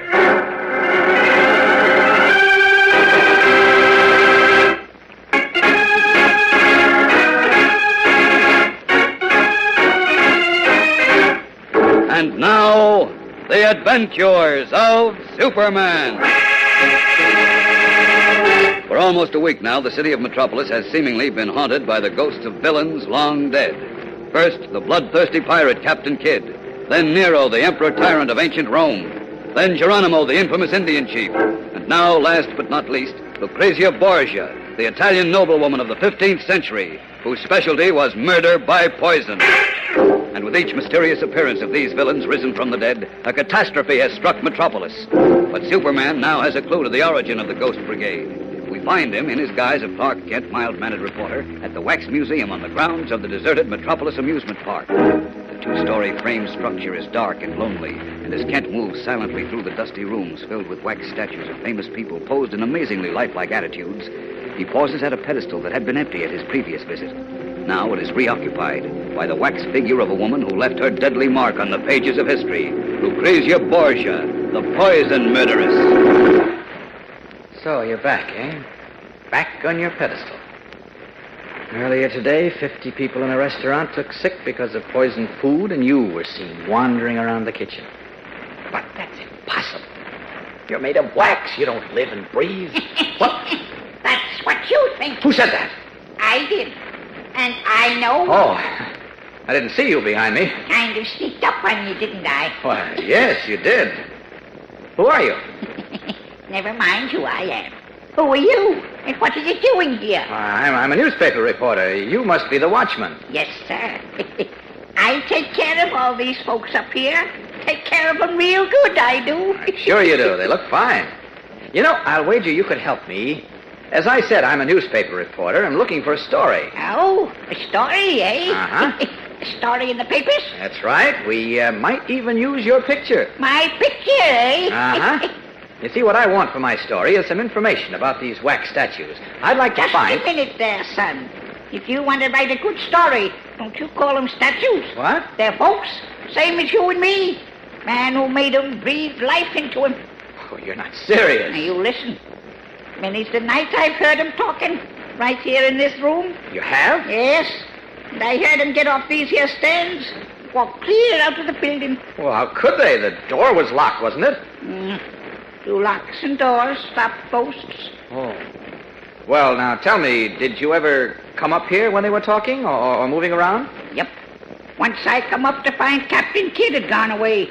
And then there was Jesse James. They go away, but they always come back. Did you ever actually see them move? Last night it was. Everything was quiet. And all of a sudden, I heard one of them moving. I ducked out into the hall real quiet. And I saw this one here. The Indian? Geronimo? Yep. Saw him walk out. And then this morning, it was back again. You don't believe me, huh? Well, all I can tell you is that I've been living with these folks 10 years, and I know them better than anyone. I say they ain't just wax statues. I say they got life in them.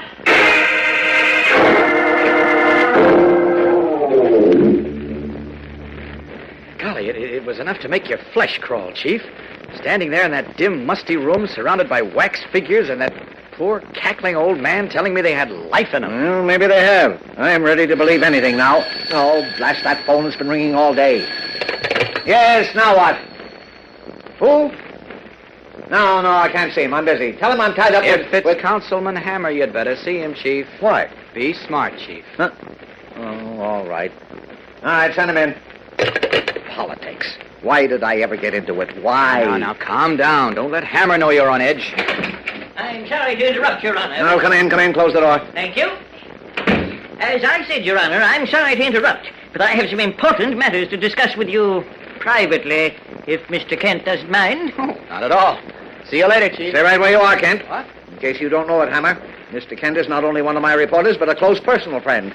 Anything you have to say to me can be said in front of him. Very well, sir. Then I shall proceed. Go on. I'm listening. Your Honor, as you are well aware, for almost a week now, the city of Metropolis has been subjected to a reign of terror. Oh, now that's a little strong, don't you think, Mr. Hammer? There have been a few unfortunate accidents, but that's all. Oh, that's all, is it? You call ghosts haunting the city an accident? You call... Just a moment. What about the invasion of Metropolis by gangsters and racketeers? The tailor shop that was blown up this morning because the proprietor refused to pay for protection. Do you call that an accident? You, who supposedly drove the rackets out of the city? I did drive them out. I put my piggy behind bars. I cleaned up Metropolis from stem to stern. Unfortunately, sir, it's dirty again. Extremely dirty. And I've come to tell you, as chairman of the Special Investigating Committee of the City Council, I am about to recommend that you be impeached, removed from office, and a new mayor elected, unless... Why, you low Just down... a minute, Chief, just a minute. Unless what, Mr. Hammer? Unless Mr. White agrees to appoint me his deputy mayor with full powers to act in the event, let us say, he should leave the city for a vacation. What? If I am so appointed, I will report to the city council that my investigation has completely exonerated his mayor. Well, look here, Hammer. What are you trying to do? Make a deal with me? I suppose you might call it that? Well, you know what I call it? The slimiest piece of political skullduggery I've ever heard of. And unless you'd like your nose pushed into the back of your head, I'd advise you to get out of this office and stay out! Don't you lay a hand on me! Don't you dare! Get out, I said! Get out! I'm getting out, but only temporarily. I'll be back, Mr. White, as the new mayor of Metropolis. As for you, you cooked your goose. You're through. You're finished. You're dead.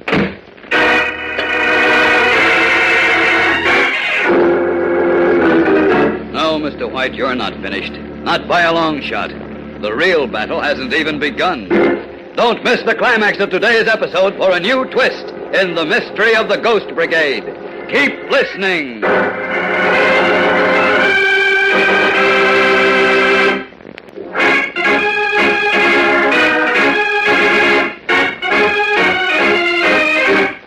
And now, back to the adventures of Superman. It is early the following morning, and in the state penitentiary, Mike Hickey, former racketeer and political boss of Metropolis, sent to jail by Perry White, receives a familiar visitor, his henchman, Turkey Morgan. There is a self-satisfied smirk on Hickey's bloated face, and his beady eyes gleam triumphantly as Turkey whispers across the table separating them. Everything's working out fine, boss. We started moving in yesterday, and we're getting results already. Good. What about Perry White? He's doing tailspins. He came out in the paper saying he cleaned up the city. And right after that, we started cutting up a few touches. He must be purple by now. Yes. Wish I could see it. You will, boss. How about the other angles? Our pals, the ghosts. They're doing fine. Except, Except what? Well, yesterday we saw that dame from the Daily Planet, the reporter, in the Wax Museum. Dame reporter? You mean Lois Lane? Yeah. There was a young squirt with her. They were snooping around. But like I said, I don't know how close they are. If they were in the Wax Museum, they're too close, Turkey. Get rid of them. For keeps? Yes, for keeps. That Lane girl helped send me up here. She and that other reporter, Kent. Now I want you to get them both if you can. Get them and shut them up for good.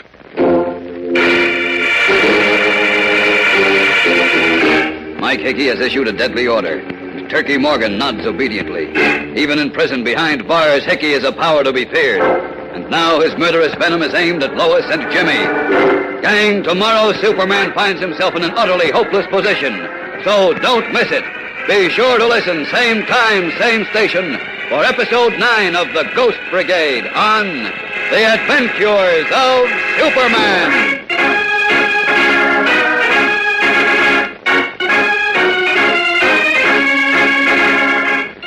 Superman is a copyrighted feature appearing in Superman DC Comics magazine and is brought to you Monday through Friday at the same time.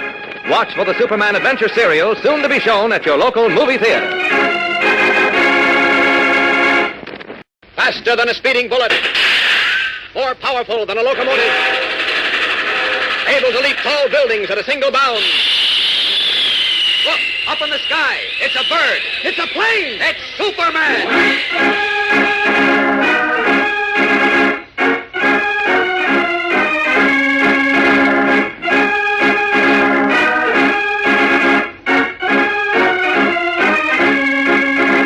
Yes, it's Superman, strange visitor from the planet Krypton, who came to Earth with amazing physical powers far beyond those of mortal men, and who, disguised as Clark Kent, mild-mannered reporter for a great metropolitan newspaper, wages a never-ending battle for truth and justice.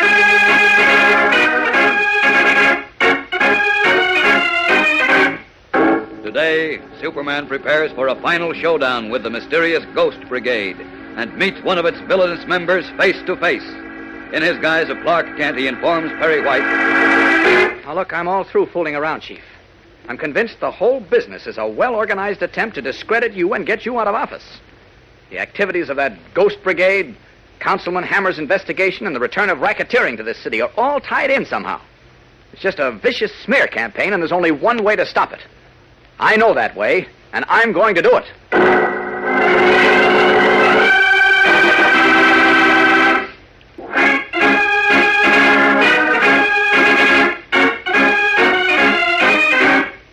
And now, The Adventures of Superman. The mysterious appearances of villains long dead, the bloodthirsty pirate Captain Kidd, the western desperado Jesse James, Nero, Emperor Tyrant of Rome, and others, have thrown the city of Metropolis into a state of panic. Added to that, racketeers have once more invaded the city, and an attempt is being made to remove Perry White from the office of mayor. But now Superman, in his guise of Clark Kent, is determined to put an end to the reign of terror. Certain that the 3 odd pieces of wax he found at the scenes of the catastrophes created by the ghostly villains will lead him to whoever is responsible, he is making his 3rd visit to the Wax Museum on the deserted grounds of the Metropolis Amusement Park. But this time he is not alone. A strange, elf-like little man with a carefully trimmed Van Dyke beard and bright, twinkling eyes is with him. Are these the wax figures you made for the museum, Mr. Brabant? It is hard to tell in such bad light, Monsieur Kent. I'm sorry, but the power's been shut off. Well, let me see now. Oui. This one of a certainty I made. That's Jesse James, the old-time Western bandit. So I believe. All right, now tell me. This piece of wax I hold here in my hand, would you say it broke off the wax boot of the Jesse James figure? And may I have this small piece, monsieur? Oh, yes, of course. Merci. Now we shall make the comparison. We of a certainty. It is the same wax, and it is a perfect fit. Fine. Now let's check another one. I think Captain Kidd is... Great Scott! Something is wrong, monsieur? That empty pedestal. There's no wax figure on it. But why do you excite yourself so, Monsieur Kent? A wax figure is missing from the pedestal. It is not a catastrophe. It might very well be a catastrophe. I'm afraid I'll have to leave you, Mr. Brabant. There's something important I must do. But, monsieur, you asked me to come here with you. Yes, I know, but that empty pedestal has me worried. That's been the pattern for the past week, you see. A wax figure disappears from this museum, and a few hours later, something terrible happens. But, monsieur, surely these things cannot be blamed on a wax figure. I don't know what to blame them on. All I can tell you is that they happened. I've got to go now. I'll call you at your shop. One moment, monsieur. Tell me just this. Yes? Why are you so concerned about the figure that is missing now? I'll tell you why. Because it's the figure of one of the most dangerous murderers of history. A man who roamed the streets of London almost a century ago and took the lives of 100 innocent people. It's the wax figure of Jack the Ripper.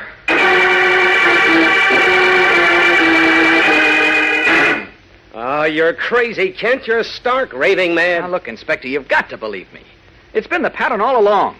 And now Jack the Ripper is loose on the streets of Metropolis. And what do you want me to do? Send out a general alarm. Alert all patrol cars. Get every man on the force out on the street. Yeah? What are they supposed to look for? A wax dummy? Well, no. Oh, Kent, I haven't time for gags. Listen, this isn't a gag, believe me. No, then what is it? For a week I've been chasing ghosts, and now you want me to chase a wax dummy. The ghost is the dummy. Oh, stop it. Stop now, it. Look, please, Inspector... Kent, will you leave me alone? I haven't slept for a week. I'm a wreck. You won't sleep for a lot of weeks if any blood is spilled. It's getting dark, and he works in darkness. Who does? Jack the Ripper. Are you kidding? He's been dead for 100 years. I know, but he'll be on the streets of Metropolis tonight. Remember, Inspector, I warned you.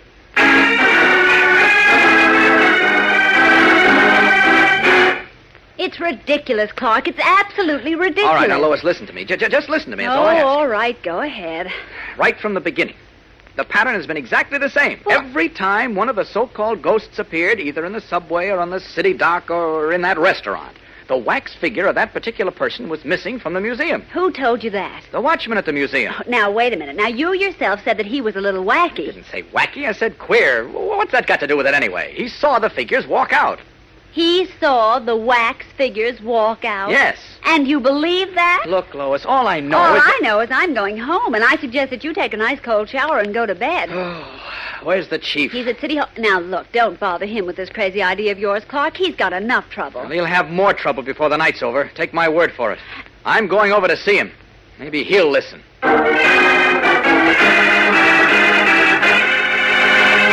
Do you honestly believe, Kent, that a wax dummy of Jack the Ripper is walking the streets of Metropolis? No, of course not, Chief. Why can't I make it clear to you and Lois and Henderson that I don't believe in ghosts, and I don't believe wax figures can get up and walk? All I'm talking about is the pattern. What pattern? The pattern of everything that's happened. Oh, now look, Chief. When the so-called ghost of Captain Kidd appeared in the subway, his wax figure was missing from its pedestal at the museum. When Nero appeared at the oil fire, his figure was missing. The same with Jesse James, Geronimo, and Lucretia Borgia. Now, is that clear? Don't treat me like a child, Kent. I can understand English. All right. Then get this. The pattern of all these accidents have been the same. A wax figure is missing from the museum, and the next thing we know, a catastrophe occurs. And each catastrophe has something to do with the long-dead villain or villainess whose wax figure is missing. Do you follow me? Yes. Yes, I do. All right. And now the wax figure of Jack the Ripper is... Oh, no. No, Kent. Oh, nothing like that can happen in this day and age. The police... Henderson laughed at me. The police aren't taking any precautions. It's dark now, and somewhere on the streets of Metropolis, a cloaked figure is about to stalk his human prey. Don't say things like that. Don't I have enough trouble without you? I'll take it. No, it's probably for me. All right. Perry White speaking. Huh? Oh, it's you, Henderson. Now, look. Kent's here in my office, and he's been telling me that... What? Well, say that again. Good heavens. What is it, Chief? Kent, you were right. You mean... Jack the Ripper is loose on the streets of Metropolis. We'll be back in a moment for the smashing surprise climax of today's episode. So keep listening.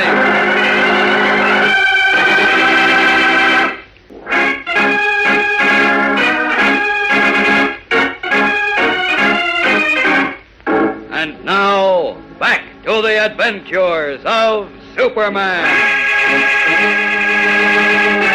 Quick, Chief. What did Henderson say? Oh, Kent, it's terrible. Why didn't he listen to you? Never mind that now. What did he say? A policeman spotted a man in a long, dark cloak and a wide-brimmed black hat sneaking down 9th Street in the shadow of a building. Uh-oh. The cop approached him and asked him what he was doing. Yes? The man in the cloak tried to get away, but the cop grabbed him and told him he was under arrest. That's when it happened. What happened? The man pulled a long knife and said... Yes? He said, "Nobody arrest Jack the Ripper." Then he slashed at the cop with the knife. Fortunately, the cop ducked and the knife missed him. But he lost his balance and fell, and by the time he got to his feet, the man in the cloak was gone. Well, that does it. There's only one thing to do now, and even that may be too late. What, Kent? What? What can we do? You pray and keep your fingers crossed. I'm going out to find Jack the Ripper. Leaving City Hall, Clark Kent ducks into a dark alley. And in a moment, his somber gray business suit has given way to the brilliant blue and red costume of Superman. I don't see how I can possibly cover the whole city street by street in time to catch him before he strikes. But I'm going to try. Up, up, and away!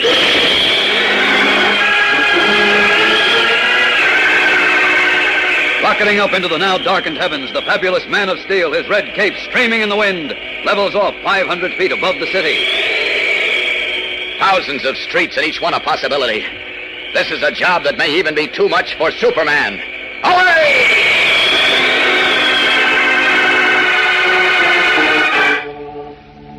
Meanwhile, in the north section of the city, Lois Lane is on her way home from the office. Turning a corner, she enters the street at the end of which is located her apartment building. For some strange reason, the street is dark. The street lights are out. Unconsciously, she quickens her step and pulls her coat tighter around her as though to ward off the unusual darkness. Then, suddenly, unseen by Lois, a figure in a long cloak and a wide-brimmed black hat steps out of a doorway and follows her, moving silently as a cat.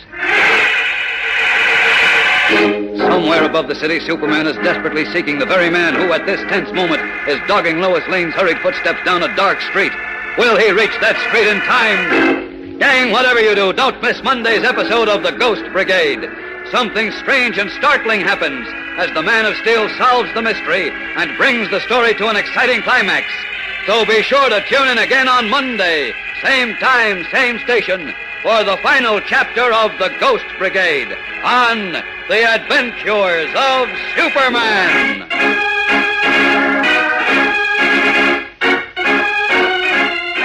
Superman is a copyrighted feature appearing in Superman DC Comics magazine and is brought to you Monday through Friday at the same time.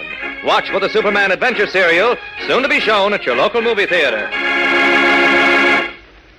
Faster than a speeding bullet. More powerful than a locomotive. Able to leap tall buildings at a single bound. Look, up in the sky. It's a bird. It's a plane. It's Superman.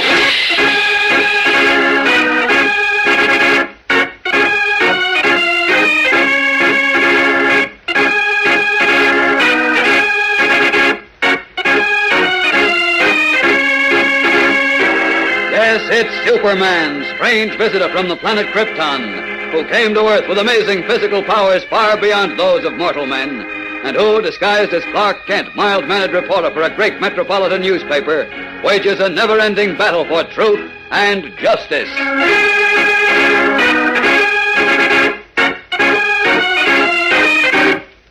Today, panic and terror engulf the city of Metropolis as the Ghost Brigade threatens to strike again. As Superman and the Metropolis police frantically search the length and breadth of the city for what is seemingly the ghost of Jack the Ripper, Lois Lane saunters down a darkened side street on her way home, unaware of a gaunt figure wrapped in an old-fashioned English cape and wearing a wide-brimmed black hat dogging her footsteps. Halfway down the block, the girl reporter pauses momentarily, peering through the inky blackness. Now, why in the world are the streetlights out? It'd be silly if I couldn't even find my own house. Then, as she takes a tentative step forward, she is suddenly conscious of someone moving behind her.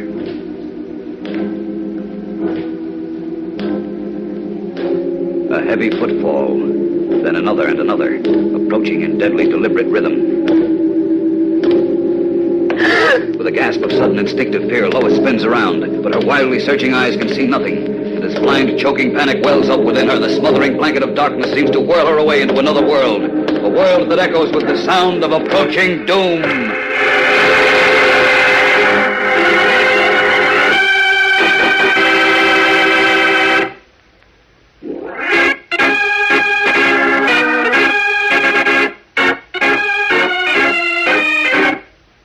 And now, the adventures of Superman. Realizing that he must track down and destroy the mysterious Ghost Brigade before he can help Perry White counter the attempts to wreck his administration and drive him out of the office of mayor, Superman, in his guise of Clark Kent, revisited the Wax Museum with Monsieur Brabant, the sculptor who fashioned most of the wax statues. Kent hoped that Brabant could offer some explanation for the seemingly supernatural activities of the statues of Captain Kidd, Jesse James, and the other infamous members of the Ghost Brigade. However, before the sculptor could volunteer any information, Kent suddenly noticed that one pedestal was empty, a pedestal which had supported the statue of a deadly assassin who, in years gone by, roamed the streets of London, leaving a trail of brutal, cold-blooded murder in his wake. Now, the ghost of Jack the Ripper was loose in Metropolis. A few hours later, as dusk settled over the city, the first report of the Ripper's murderous activities reached City Hall, and the entire police department was alerted. Prowl cars ranged every street. Policemen on foot watched every pedestrian. And, resuming his true identity, Superman took to the air to help in the desperate search. But as the Man of Steel rockets through the night sky, skimming over rooftops, darting through narrow streets and twisting alleys, scanning every shadowy doorway for a glimpse of the maniacal killer, his amazing vision fails to penetrate the Stygian gloom of a small side street, where Lois Lane, helpless and alone, stands paralyzed with fear as the footsteps of the killer come closer and closer. Who's there? Answer me. Who's there?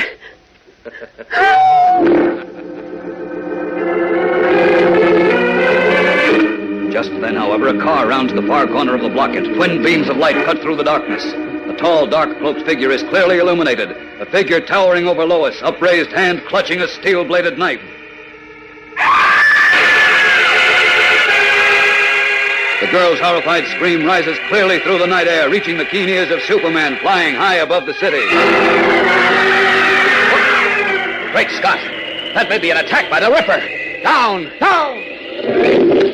What? You'll have to use better steel than that, my friend. Superman, I didn't do nothing. No, just a little attempted murder. Come here. No, let go. Relax, or I'll break you in two.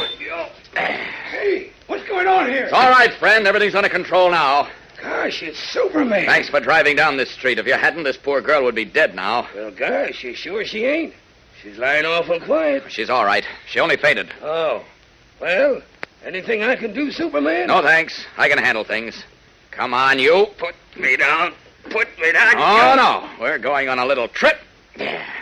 Now, Lois under my other arm, and we're all set. There we are. Up, up, and away!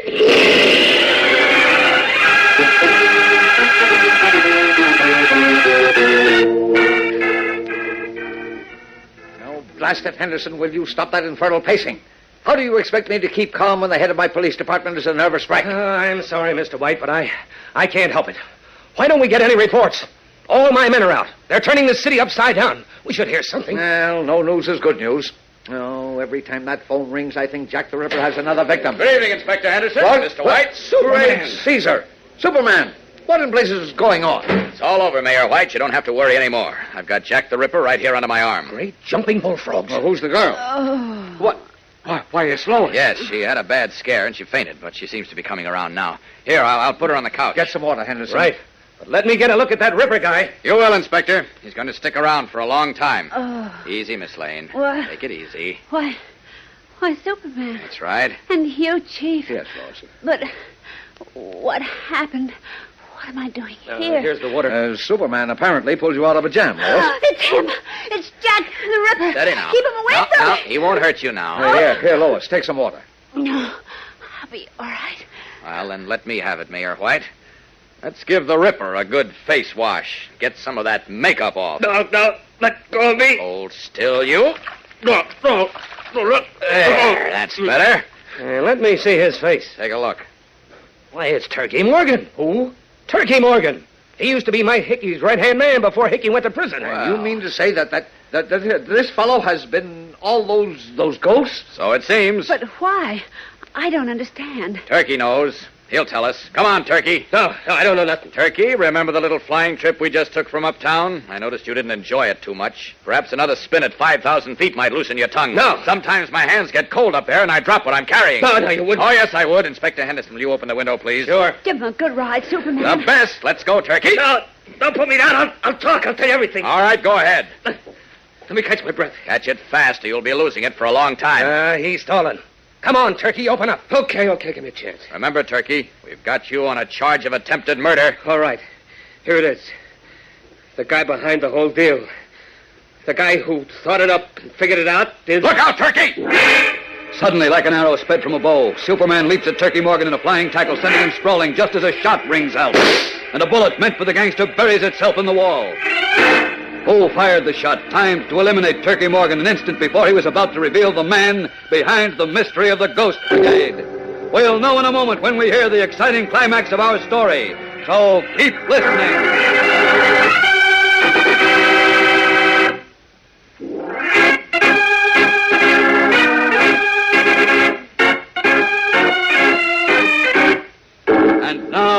back to the adventures of Superman. Just as Turkey Morgan, captured by Superman and brought to Mayor Perry White's office, was about to reveal the name of the man behind the mystery of the Ghost Brigade, a shot rang out. Moving with the speed of light, Superman caught Morgan in a flying tackle and sent him sprawling as the bullet, intended to silence him forever, passed harmlessly over his head and embedded itself in the wall. Now, a split second later, the Man of Steel is up on his feet, heading for the door of the office, while Perry White, Police Inspector Henderson, Lois Lane, and Turkey Morgan look on in dumbfounded amazement. Come back here. I saw you fire that shot. You can't get away now. That's what you think. That's what I know. Oh, playful, eh? Evidently you haven't heard that bullets bounce off my chest. Well, what are you waiting for? You've got 3 more cartridges in the gun. Come on, shoot them at me. Let's play catch. Oh, those are a little wild. You're getting nervous. Let's have the last one dead center and watch it bounce. You'll never get me alive. Oh, so that's it. Saving your last bullet for yourself. No, you don't. No, let me go. Sorry, you're going to live to face the music. I'll take that gun. No, thank you. Now, in you go to tell your dirty double-crossing story to Mayor White and Inspector Henderson. No. And when you're through, I want the honor and privilege of escorting you to jail, where I hope they keep you for the rest of your twisted life. Come on, Mr. Rat. Lifting his captive by the scruff of the neck, Superman carries him back into Perry White's office. Who is the man who tried to silence Turkey Morgan and then, cornered, attempted to take his own life? We'll know tomorrow, gang, when we bring the mystery of the Ghost Brigade to a smashing climax and begin another exciting Superman adventure. So don't miss tomorrow's doubleheader, the solution of the Ghost Brigade mystery and the beginning of another story. Be sure to listen, same time, same station, to the adventures of Superman.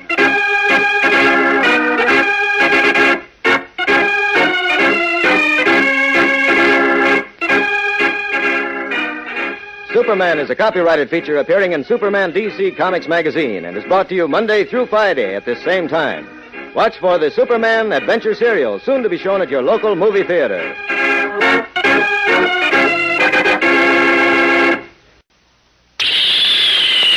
Up in the sky. It's a bird. It's a plane. It's Superman.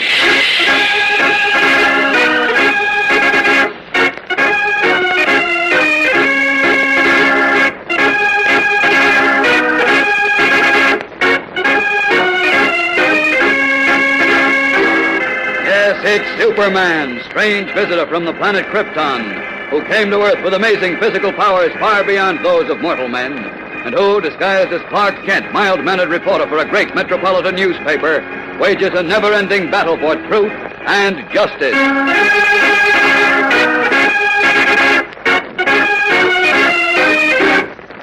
Today, Mayor Perry White makes a desperate last-ditch fight to save his administration as Superman takes an important prisoner, and the secret of the mysterious Ghost Brigade is revealed.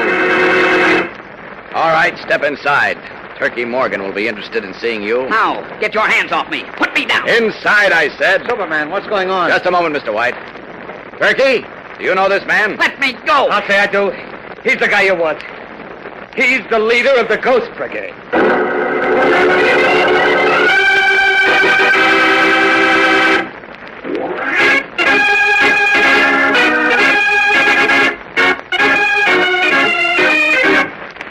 And now, the adventures of Superman. With Superman's capture of Turkey Morgan, who, disguised as the deadly assassin Jack the Ripper, terrorized the city of Metropolis, the mystery of the Ghost Brigade reached an amazing climax. Brought to Perry White's office in City Hall, where he was cross-examined by the editor-mayor and Police Inspector Henderson, Turkey finally broke down and was about to divulge the identity of the leader of the Ghost Brigade when suddenly a shot rang out. Almost instantaneously, Superman leaped forward and knocked Turkey to the floor, and the bullet buried itself harmlessly in the wall. Then, without wasting a second, the Man of Steel whirled and streaked out into the hall in close pursuit of the mysterious assailant. Now, a moment later, he reappears, holding a familiar figure by the arm. White, Henderson, and Lois Lane stare in surprise, but Turkey Morgan lunges forward, pointing an accusing finger. That's him. That's the guy. I took orders from him. He and Mike Hickey were pot Greg, Caesar. I can't believe it. Yeah, they made a deal. Hickey would turn this town on its ear, and then Hammer would walk in and grab the mayor's office and spring Hickey out of the pen. Between the two of them, they'd have this town sewed up tight. Good heavens. Listen, White, if you think that criminal's word will stand up against mine... It'll stand up all right, Hammer. And the charge of attempted murder will stand up, too. Will it? On whose evidence? Your friends? The people of Metropolis will never believe you. Besides, you'll never get to them before I'm elected mayor. Oh, good heavens, Chief. The special election, it's tomorrow. I forgot all about it. Yes, the special election. No one will ever believe the man they themselves chose could be guilty of any crime. And you'll never be able to tell them in time. I won't, eh? Hammer, you're going to get the shock of your life. Henderson, take him away. I've got work to do. Right, sir. Come on, Hammer. There's a law against carrying a loaded weapon in this city. Or didn't you know it? Oh, Inspector, what about Turkey? Do you want me to take him in? Oh, I can handle them both. Come on, Morgan. Well, Inspector seems happier than I've seen him in a long time. So am I. And now let's get to work. What can we do, Chief? It's almost 10 o'clock. You'll never be able to get a special edition out in time. Oh, special edition be hanged. I'm going on the air. I'll talk to the people directly. But how will you get an audience? You go back to the office. Get on the phone. Get Jimmy on the phone. Yes. And Ken, if you can find him. Call everyone you know. Get them to call everyone they know. Spread the word all over town that I'll be on the air at 11 o'clock, and Yes. I'll tell the whole story of the Ghost Brigade. Good idea. Think I can lend a hand, too, Mayor White. See you later. Right. And thanks, Superman. But remember, we've only got 1 hour.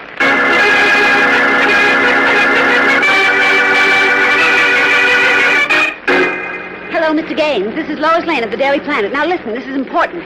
Please listen to station WDPN tonight at 11. Mayor White is going to make an important speech. And call all your friends, will you? Ask them to listen. Hello, Bob.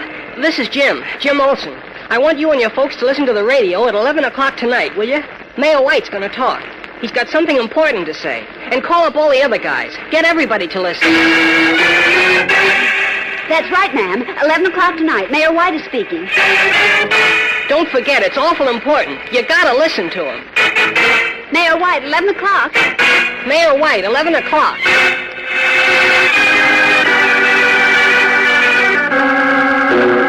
So Perry White's friends leap to his aid, calling one number after another, passing the word throughout the city. And high in the night sky, Superman does his share for the fighting editor.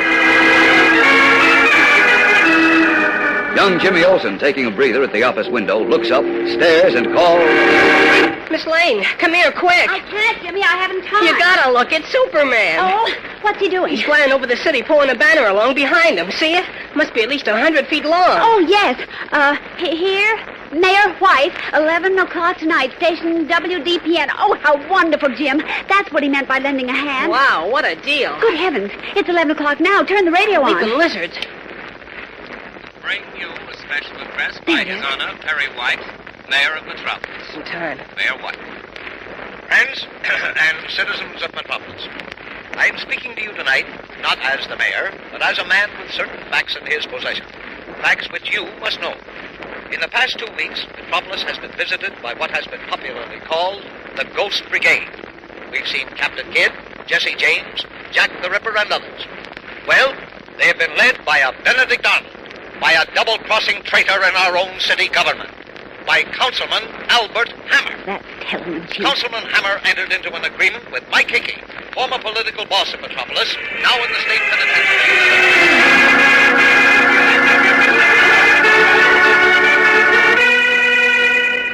Well, here are the latest returns, Chief. Read them and cheer. A clean sweep. Certainly makes me feel good. It should. That was a wonderful speech you made last night. Oh, Chief. it wasn't only the speech. It was your work, Lois. And yours, Jim. Well, thanks, Mr. White. And that expose on the ghost that you wrote, Kent. How in the world did you ever find out, Clark? Oh, by fitting the pieces together. Obviously, the wax figures couldn't move by themselves, but the wax pieces we found fitted them. I did some checking with Turkey Morgan and found out they had a woman, a seamstress, make the clothes using the statues as a model. When she fitted the clothing to the statues, some of the wax came off, sticking to the material. And the pieces dropped off later where I found them. Well, the whole thing certainly was ingenious. Too bad a mind like that couldn't be used for good instead of evil. Well, it's getting late, and I have a story to write. Oh, no, Lois. No more work. Not for a while, anyway. What? What do you mean, Chief? We're all going on a vacation, starting right now. Oh! I want you and Lois and you too, Jim, to be my guests on a fishing trip. Oh, hey, that's marvelous. Well, my boat is in Florida now. We can catch a plane tonight and be out on the Gulf Stream in the morning. Oh, Jim, no more that's work, wonderful. no more work and no more worries for the next 2 weeks.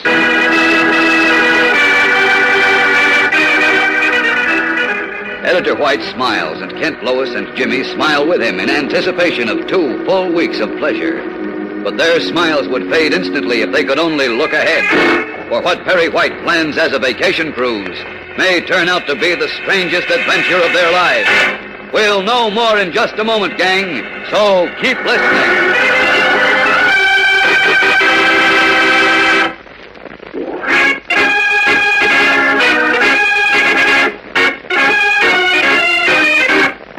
And now, back to the adventures of Superman. As you know, Perry White invited Clark Kent, Lois Lane, and Jimmy Olsen on a southern fishing trip as a reward for having helped solve the mystery of the Ghost Brigade. As we join them now, they have flown south and are all aboard White's cruiser, the Marauder, drifting on the warm blue waters of the Gulf Stream off the coast of Florida. Gee, Mr. White, this is swell. Wait till I tell my mother about fishing way out on the Atlantic Ocean. I've got one. I've got a fish. Oh, hold your rubber. Hold it up. Start reeling, Lois. Oh, boy, look at him take. Hold up your rod, I Bring said. it in. Oh. Come on. Oh, I lost it. No wonder. You fish like a washerwoman. Well, Keep the line Well, taut, how do you Lois. expect me to catch anything with everybody screaming instructions at once? We weren't I screaming. give up. I do. Maybe I'll hook the one you lost. I'm at a strike for over an hour. Make it fast. We're going in soon. Oh, gosh, do we have to? Yeah, it's 5 o'clock. It'll be dark soon. Hey, fetch an ice cream soda. I catch one before you do, Jim. Okay, Mr. Ken, it's a bet. Right. Come on, fish, get hungry. Oh, look, the moon is coming up. Where? See it on the horizon over there? Oh, you're crazy. There's no moon tonight, and if there were, it'd come up out of the east, over there. Well, then what's that strange glow in the sky just off the water? Do you see it? No. Great Scott. Where are the binoculars, Chief? On the transom. Oh. What's all the excitement? No, Lois discovered a new moon in the north. Do you see anything, Clark? Plenty. Reel in, Jim. Chief, start the motor. We're going out there. Are you crazy? No, it's something floating out there, something strange. I don't care. We're going into dock. You can't just ignore it, Chief. We can't go tooting off into the ocean chasing strange lights either. It isn't just a light. It's something fantastic. Oh, now look here, Kent. Start the motor, Chief. We've got to go out there. Lest my eyes deceive me, we've stumbled on something out of this world. No one, not even Clark Kent, realizes how true those words are. The strange and unearthly glow is something out of this world. Something that has never been seen by the human eye before. Gang, whatever you do and wherever you are, don't miss tomorrow's opening episode of the new Superman story, The Mystery of the Sleeping Beauty. As Clark Kent said, it's fantastic and amazing, and you'll thrill to every minute of it. So join us tomorrow, same time, same station, for Chapter 1 of The Mystery of the Sleeping Beauty on The Adventures of Superman.